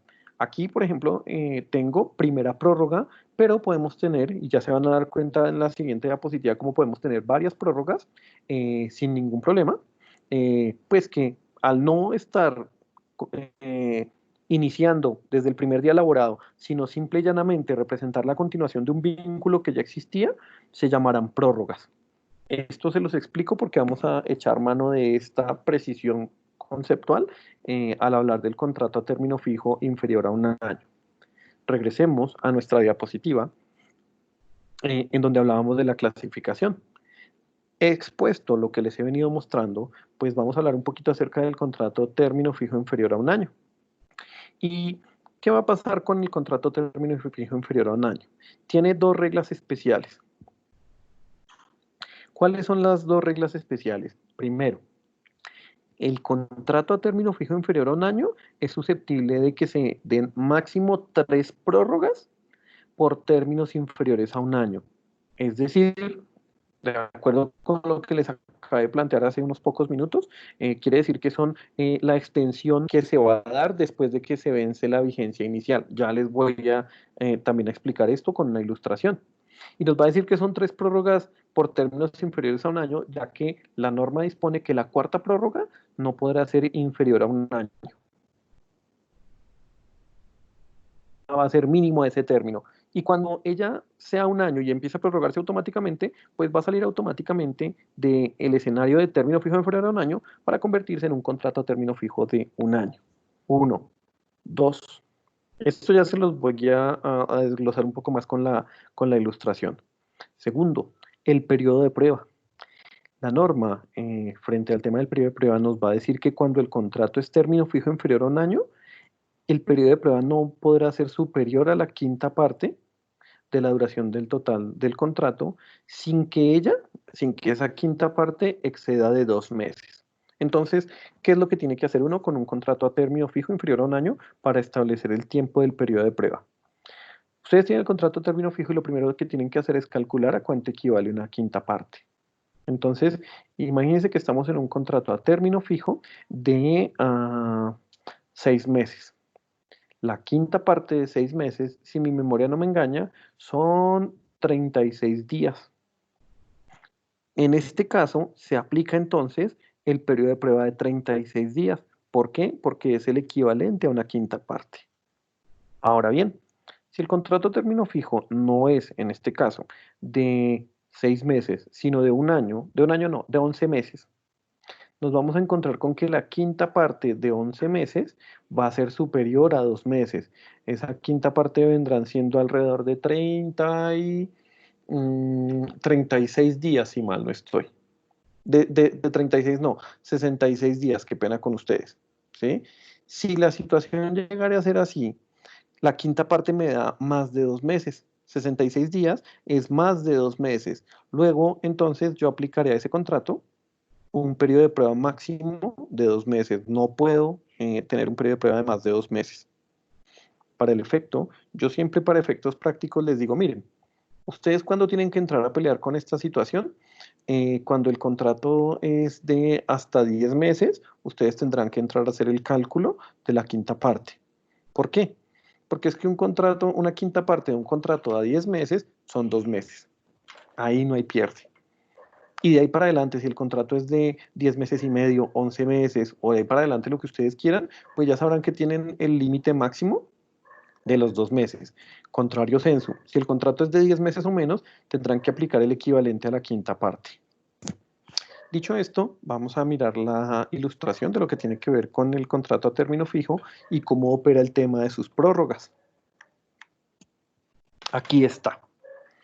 Si ustedes se dan cuenta, esta diapositiva es casi que la misma que utilizamos para el contrato a término fijo a 3 años, solo que en este caso adicionamos unos segmentos pues a título de prórrogas.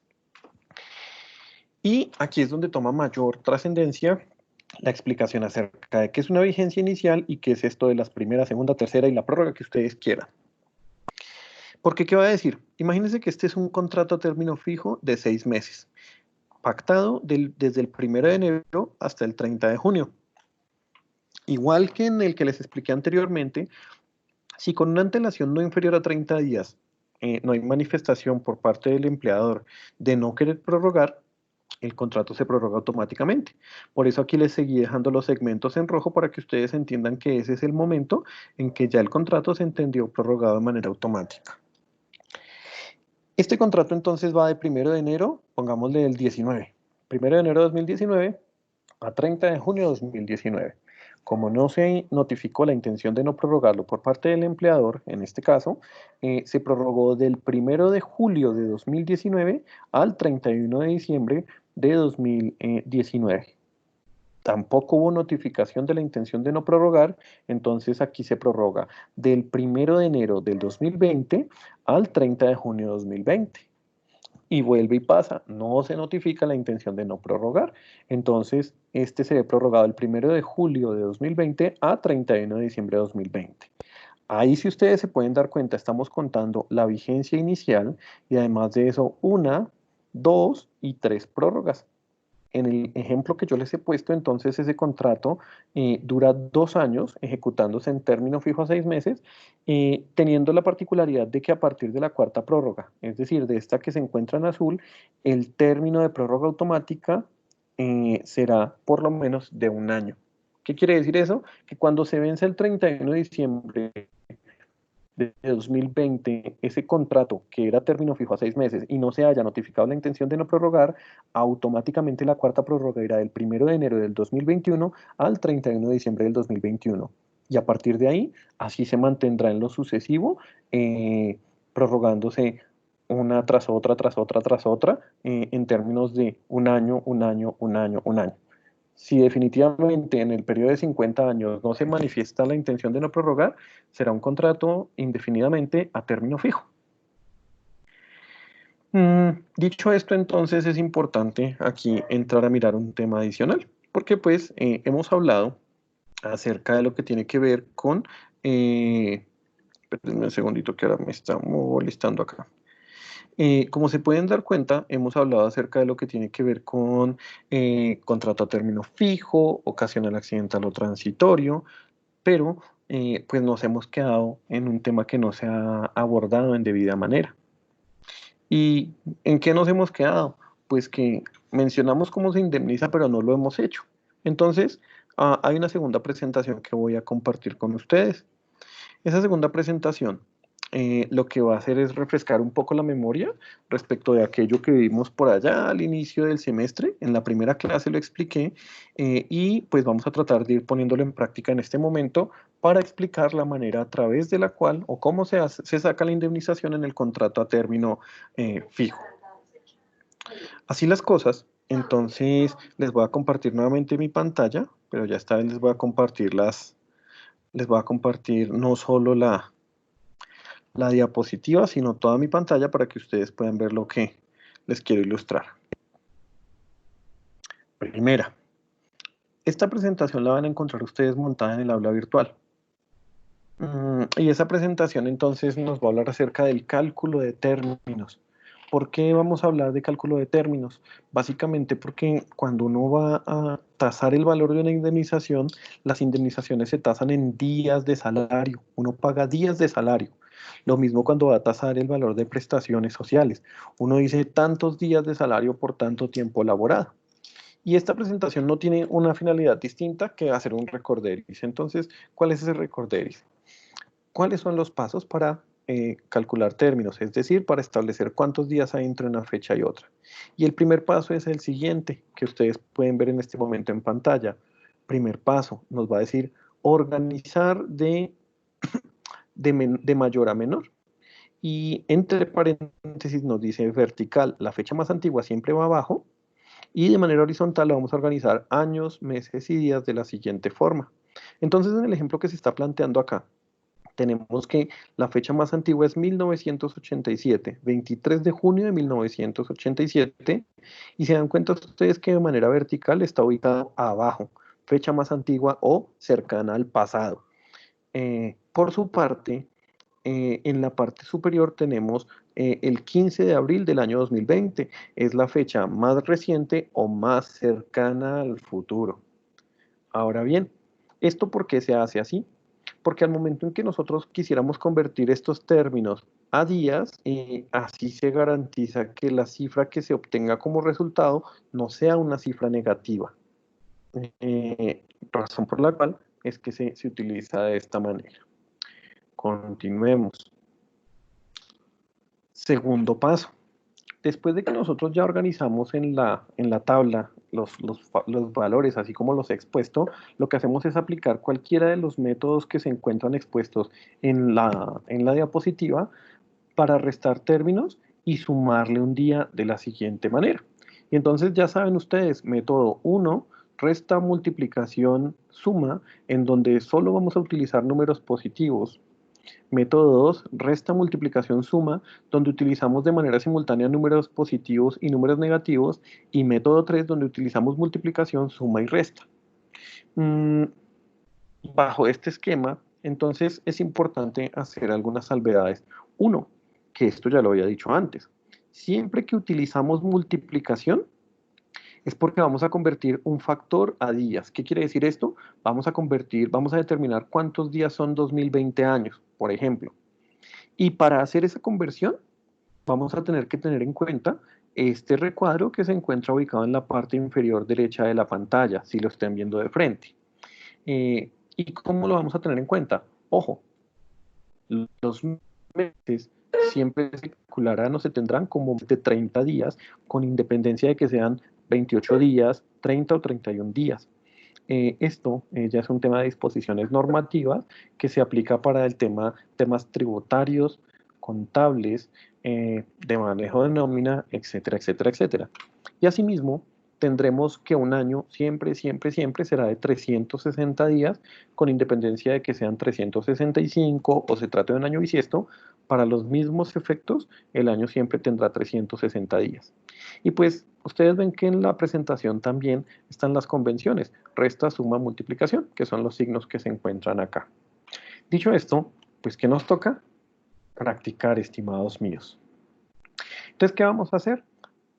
Vamos a cambiar en este momento nuestra pantalla para proceder a hacer un ejercicio de indemnización. Y para el efecto, entonces lo que vamos a hacer primero es calcular términos. En el cálculo de términos lo que vamos a establecer es cuántos días hay entre una fecha y otra, con la finalidad de luego llevar a cabo la indemnización por despido injustificado en el marco de un contrato a término fijo. Entonces pongámonos en la siguiente situación. Imagínense que yo fui contratado el 20 de diciembre del año pasado mediante contrato a término fijo a 2 años. A ver, 20 de diciembre. No, ese no me funciona. Yo fui contratado el 1 de enero. Espérenme a ver si... Yo fui contratado el 3 de enero. Fui contratado el 3 de enero para prestar mis servicios por espacio de 2 años. Y soy despedido el día de hoy. Vamos a ver si nos funciona así. A ver, fecha 3 de 2020, con vencimiento el 2 de enero de 2022. Ese es el término de mi contrato. En este caso, ¿cuál es el término de tiempo que yo tengo que establecer? Si yo soy despedido, si mi despido se da el día 23 de abril de 2020, yo tengo que establecer entonces cuántos días hay entre la fecha de mi despido y la fecha en que se vencería mi contrato. Quiere decir esto que tengo que calcular cuántos días hay entre el 23 de abril de 2020 y el 2 de enero de 2022 para saber cuánto vale mi indemnización. Así que, ¿qué vamos a hacer? Paso 1, organizar los términos. De manera vertical, el término, la fecha más cercana al pasado irá siempre abajo. En este caso, será el 23 de abril de 2020, porque es la fecha en la que he sido despedido. 2020, 04, 23. Y ahí se dieron cuenta que ya también lo organicé horizontal. Ahí organicé año, mes y día. Sumado a esto, en la parte superior entonces irá la fecha futura, 2022, 01, 02. Y vamos a aplicar método 1 a esta resta. Entonces, en esta línea de acá vamos a consignar los resultados que se nos vayan derivando de ahí. Vamos a ponerlo más bien en el verde para que lo podamos identificar como el resultado de la resta. Ya se dan cuenta ustedes que la resta está aquí en verde. Y utilizaremos el método en el que solo utilizamos números positivos. A 2 yo no le puedo restar 23. No puedo hacer eso. Y como en toda resta normal, pues lo que tendría que hacer eventualmente es pedirle prestado al de al lado. Y efectivamente al de al lado me presta, ¿pero qué me presta? Me presta un mes. Ese mes se va a traducir en esta columna en 30 días.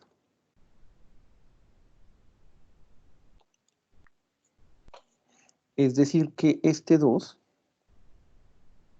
ya no es un 2, porque me le prestaron un mes, me le prestaron 30 días, ese 2 ya no es un 2, sino que ese 2 en este caso se nos ha convertido en un 32.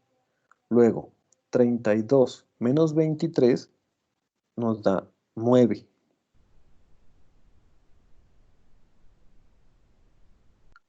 Ahí ya agotamos la resta de la primera columna. Segunda columna. Resulta que este numerito de acá nos había prestado anteriormente una unidad. Luego, él ya no es un 1, él es un 0. Y yo a 0 no le puedo restar 4 cuando estoy trabajando únicamente con números positivos. Entonces, ¿qué hago? Pedirle prestado al de al lado, pues también. Y el del lado me va a prestar también, pero él me va a prestar un año. Lo que se va a traducir en 12 meses. Luego entonces, aquí ya no vamos a tener un 0, sino vamos a tener 12 meses. Y 12 menos 4 nos da 8. Luego, este 2022 ya no es un 2022. ¿Y por qué ya no es un 2022?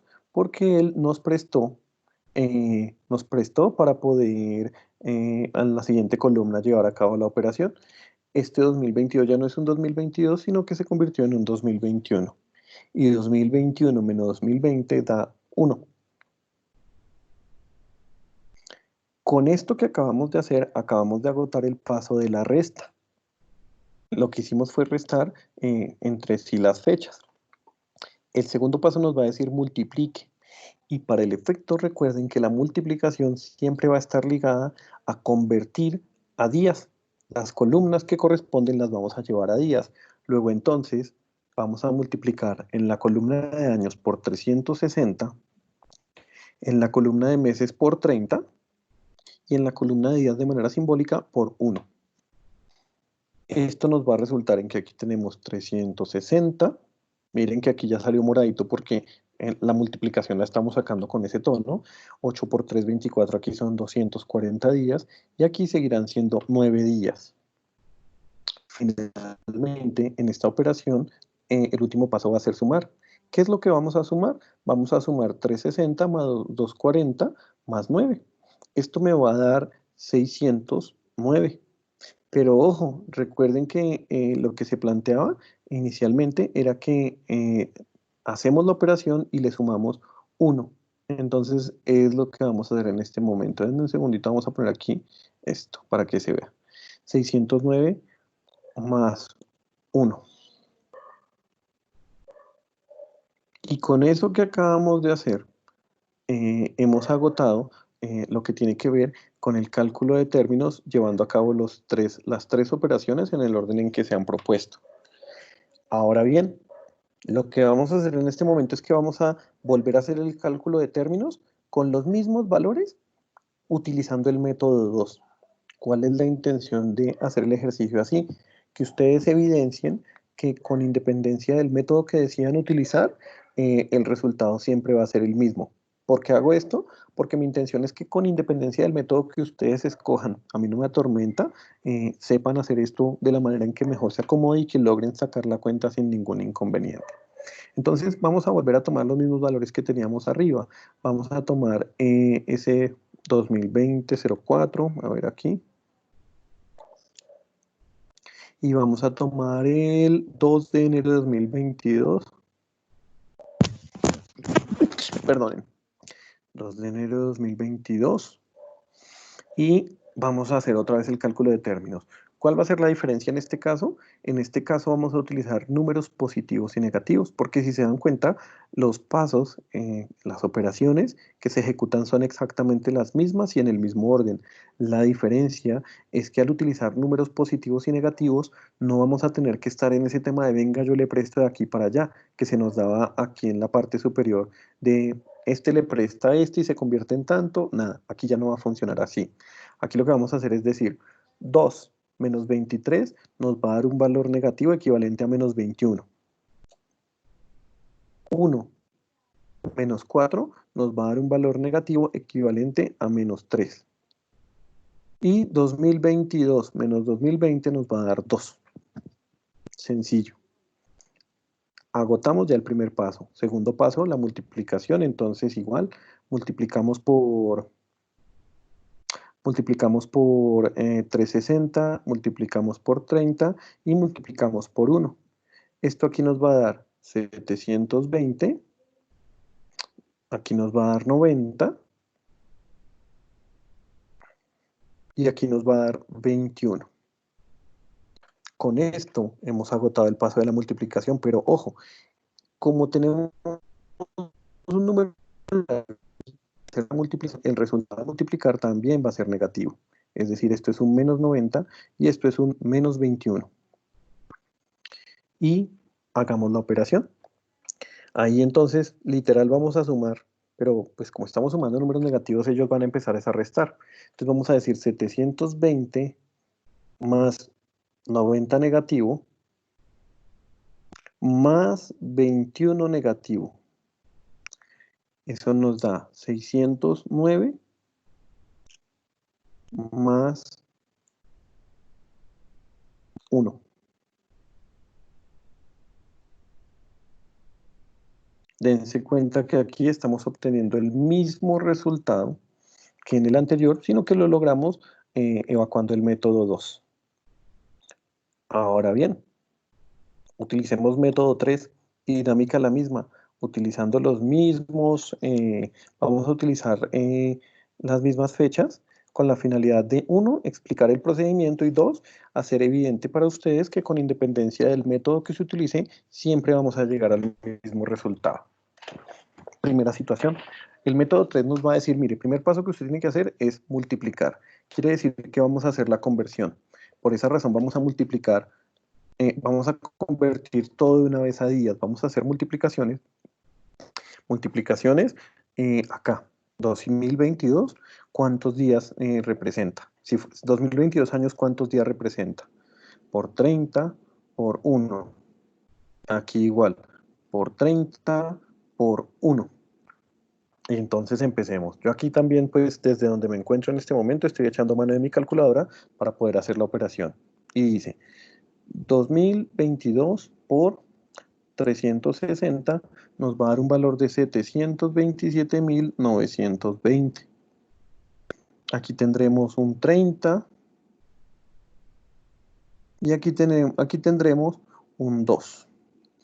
Por la parte inferior tendremos 2020 por 360 da 727.200. 4 por 3, 12, tendremos 120 y aquí tendremos 23. ¿Qué acabamos de hacer en este caso? Acabamos de llevar a cabo la operación de multiplicación, sino que en este momento estamos multiplicando hacia los extremos. Es decir, de aquí hacia arriba sacamos una multiplicación, de aquí hacia abajo otra multiplicación. Y lo hacemos así con todas las columnitas que tenemos. Ahí están viendo ustedes, pues, para que estoy utilizando para que lo entiendan gráfico. Ahora bien, lo siguiente que me dice el método es sume. ¿Qué vamos a sumar? Pues vamos a sumar en horizontal estos tres valores, porque ya todos están expresados en días. Los vamos a sumar allá arriba y lo mismo vamos a hacer con estos de aquí abajo, poniendo los resultados acá al frente. Entonces, 727.920 más 30 más 2 es igual a 727.952. Por un lado. Por otro lado, 727.200 más 120 más 23 es igual a 727.343. Aquí entonces, ¿qué hicimos? Hemos sumado los días que están acá y se ha expresado el resultado en este lado. Lo mismo hicimos en la columna superior, el resultado de la sumatoria está expresado aquí. Finalmente, tendremos que restar. ¿Y qué es lo que vamos a restar? Pues vamos a coger el valor más alto y le vamos a restar en este caso el valor más pequeño. Así las cosas, 727.952 menos 727.343. 727 nos va a dar 609 más 1. Si se dan cuenta ustedes, estimados estudiantes, hemos ejecutado el cálculo de términos a través de 3 métodos distintos y a pesar de que son distintos entre ellos, el resultado como tal es el mismo en cualquiera de los 3 escenarios. Por tal razón, se los ilustro es básicamente para que ustedes no vayan a tener inconveniente, escojan el que quieran, porque el día en que les toque hacer esto, por ejemplo, en consultorio jurídico, allá les va a tocar hacer el mismo ejercicio que yo acabo de plantear.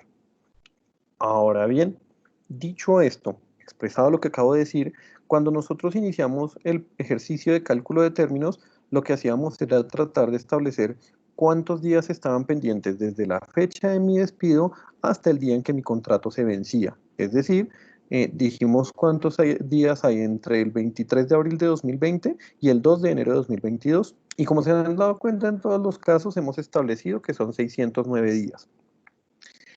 Para efectos de proceder a determinar el valor de la indemnización, nosotros tenemos que contar con el valor del último salario del trabajador. Y para este caso vamos a decir que el salario del trabajador era un salario, porque generalmente eso está expresado en términos mensuales. El último salario del trabajador era de 900.000 pesos, no, de 900.000, no, pongamos de 1.500.000 acá. 1.500.000. Ese fue el último salario del trabajador. Entonces, ¿qué es lo que se tiene que hacer para efectos de establecer el valor de la indemnización? Uno, tenemos que establecer el valor del salario diario. ¿Cómo se hace se establece el valor del salario diario? Eso se va a hacer dividiendo el valor del salario mensual en 30, que para el caso que estamos utilizando tendríamos que sería 1.500.000 pesos dividido en 30.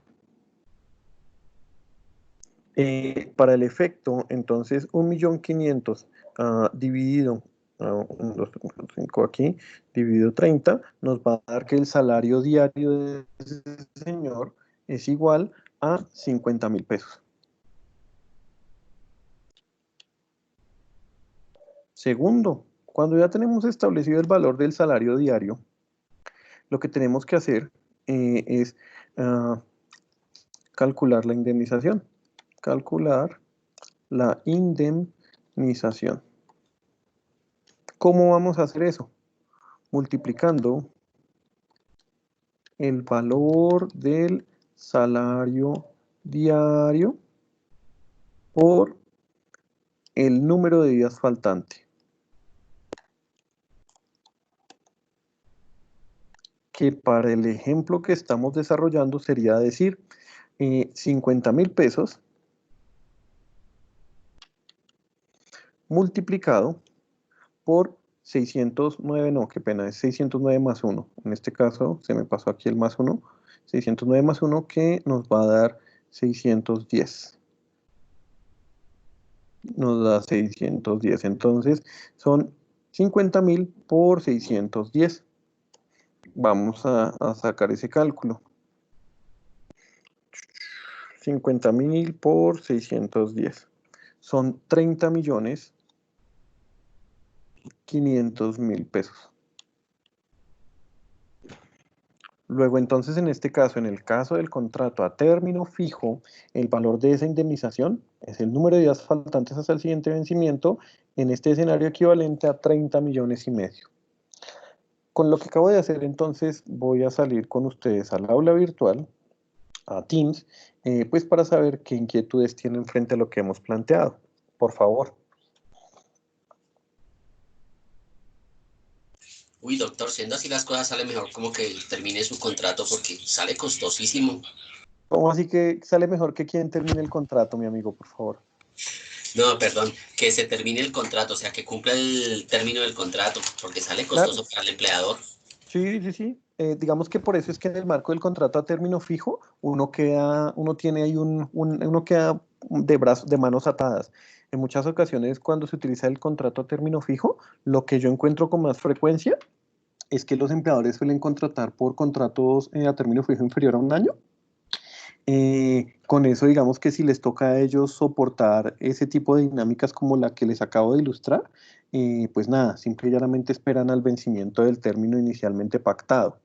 Pero ya dependerá, porque por ejemplo, si la cosa es de un nivel, o sea, que usted mejor dicho ya no y le puede estar representando perjuicios, pues igual, aún a pesar del costo, puede que hay empleadores que se dan la pela, ¿sí?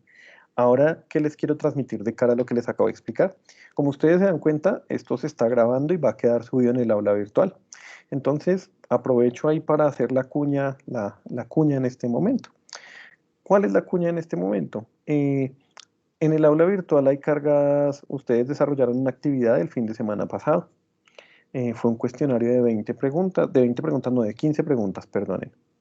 En este momento, en el aula virtual se van a encontrar con dos cosas. Uno, ese cuestionario que desarrollaron el fin de semana pasado se habilitó como una segunda actividad. ¿Cuál es la intención de haberlo habilitado como segunda actividad?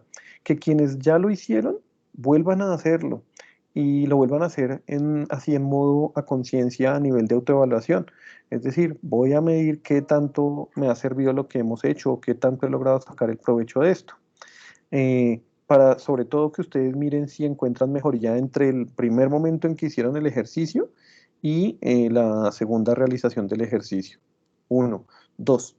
Quienes eventualmente no lo han hecho, pues tengan la oportunidad de conocerlo y la idea es exactamente igual. Háganlo a conciencia, mídanse ustedes mismos el aceite, por favor.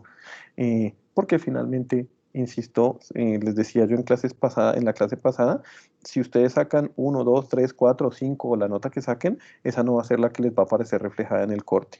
Entonces la idea es que vamos a tener que realizar ese tallercito y sumado a eso, hay una actividad que está ligada al cálculo de términos. Hay 5 ejercicios montados en el aula virtual. Ustedes tienen un tiempo de 3 horas para desarrollarlo después de que lo inician y la idea es que lleven a cabo el procedimiento que les acabo de indicar utilizando el método que quieran.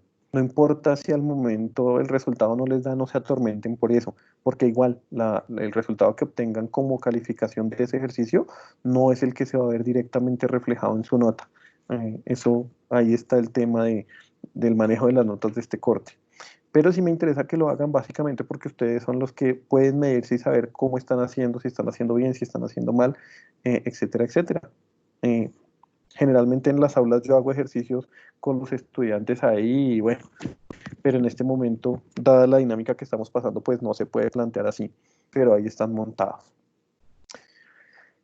Dicho esto, voy a volver a la presentación, voy a terminar de hacer algunas precisiones para ya la siguiente clase. Cuéntame, mujer, por favor. Sí, ¿por qué se le suma 1? Básicamente porque es que cuando tú restas, tienes una situación. La resta no te va a contabilizar, te va a eliminar un día del conteo. Para que lo entiendas mejor, míralo de esta forma. Si tú ingresas a laborar el 2 de enero de 2020, a las 8 de la mañana, trabajas de 8 de la mañana a 5 y ese mismo día a las 5 de la tarde pasas tu carta de renuncia. Cuando tú vas a hacer la resta de términos, ¿qué vas a tener? En la parte superior, 2020-01-02. En la parte inferior, 2020-01-02. Cuando tú hagas la resta, ¿cuánto te va a dar? Si los dos son exactamente iguales.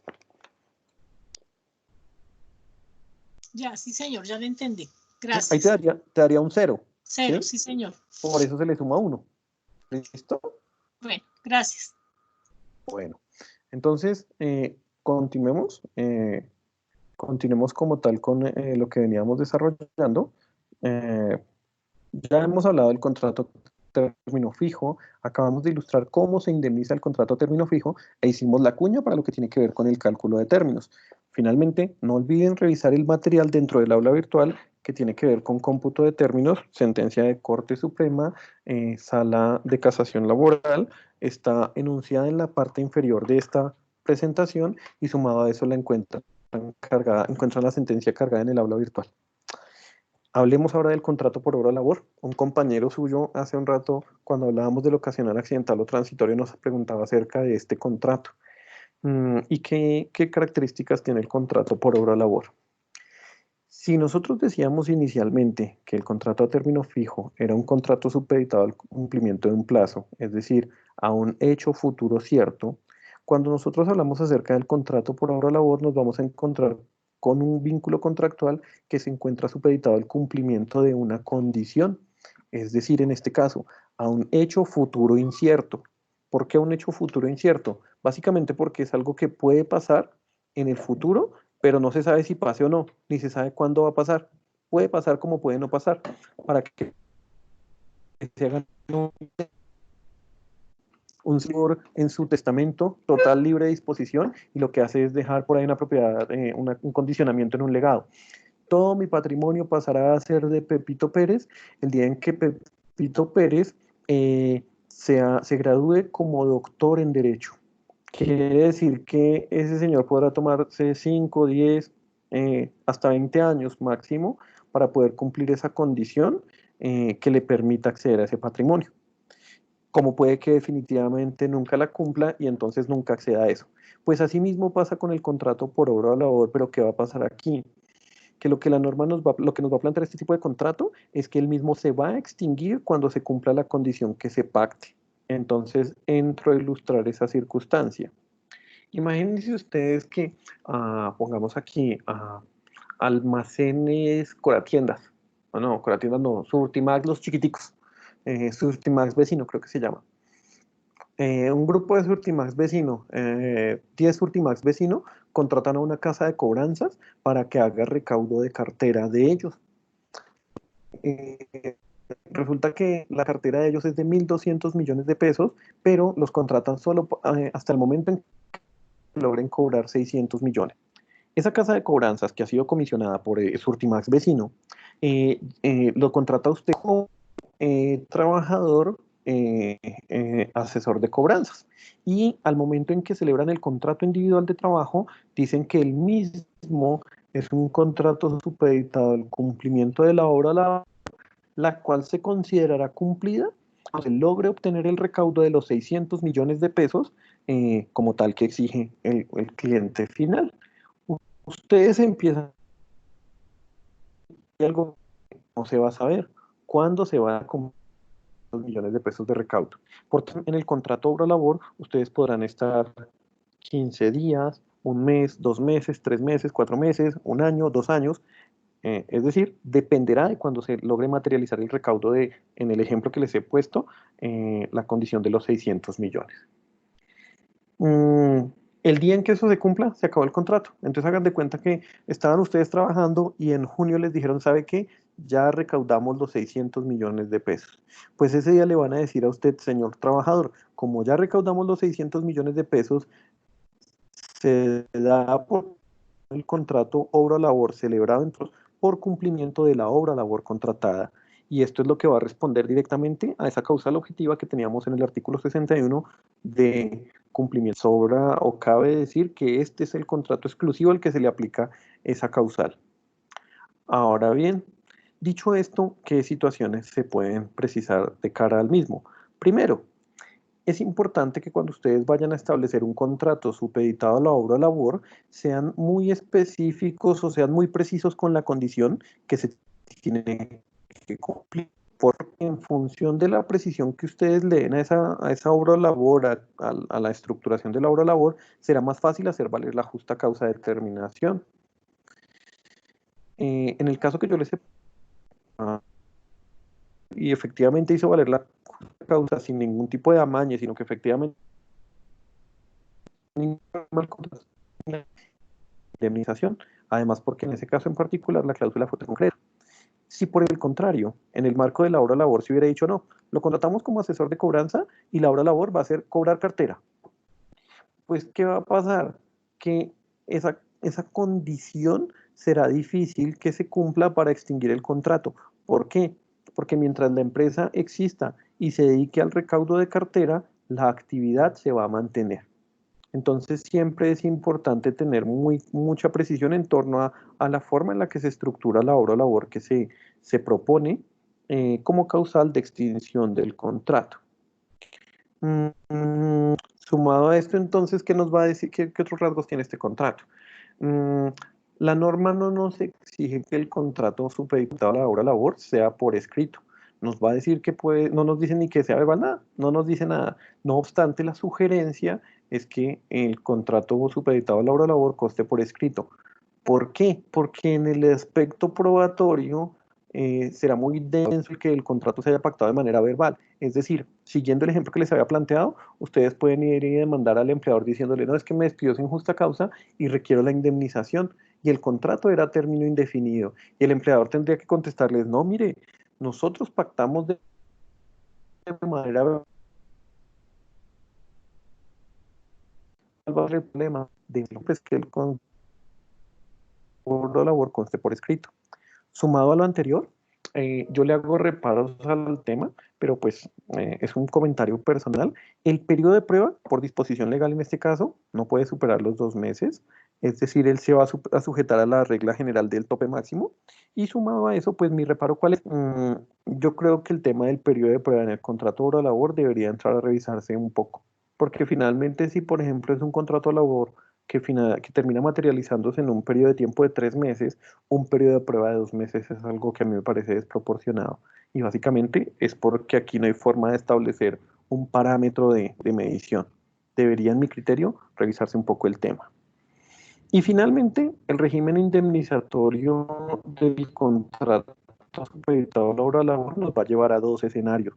Primer escenario, que la norma nos lo va a plantear así. Mire, si el trabajador logra demostrar cuándo se terminó y que fue distinta como tal a la que le endilgaron, demuestra cuándo se terminó la hora de labor, es decir, le terminaron el contrato sin justa causa, si él logra demostrar cuándo se cumplió la hora de labor, se indemnizaría como si se tratase de un contrato a término fijo. Procedo a ejemplificar.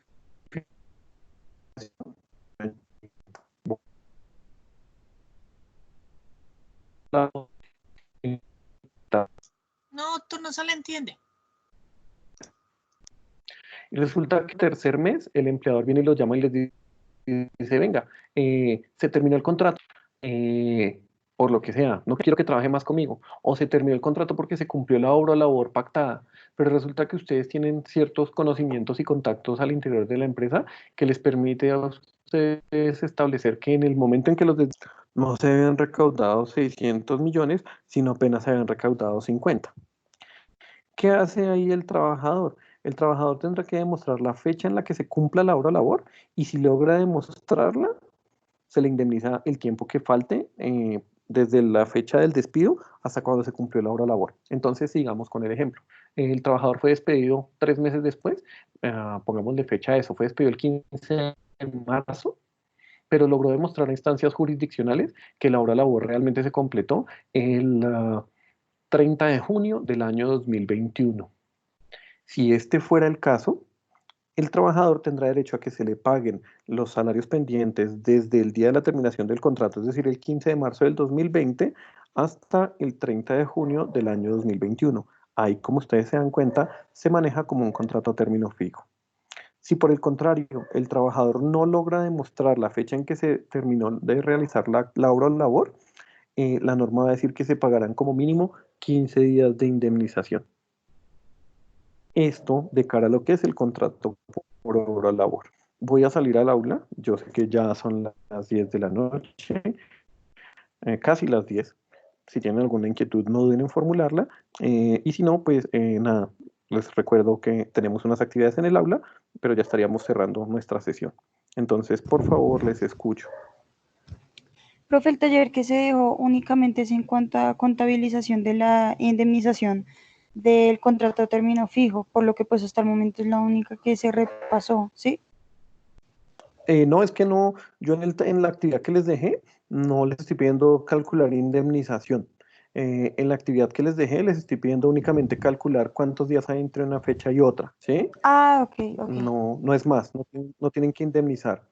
Entonces, pues para mi intervención final de esta clase, nada, muchachos, por favor no olviden, tenemos 2 actividades, plazo límite de presentación o desarrollo de las mismas a través del aula virtual.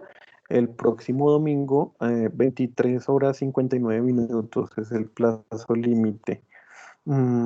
¿Y por qué digo 2 actividades? Porque habilité como nueva actividad el taller que ya habíamos realizado, el cuestionario que ya habíamos desarrollado. Insisto, la intención es, por favor, háganlo a conciencia, pues más con la finalidad de autoevaluarse, de medirse y sobre todo de contrastar si hay diferencias entre el primer ejercicio y este. Y segundo, hacer el tema del cálculo de términos. Para el cálculo de términos, una vez inicien a desarrollarlo, tienen 3 horas para llevarlo a cabo. El sistema está parametrizado de modo tal que les sale el primer ejercicio y una vez ustedes ingresan la respuesta, pues avanzan. Si eventualmente no ingresan la respuesta y avanzan, el sistema no les va a dejar retornar. No sé si tengan inquietudes y si no, pues con esto cerraríamos la sesión. Por lo pronto, voy a cerrar la grabación y pues no sé, estoy atento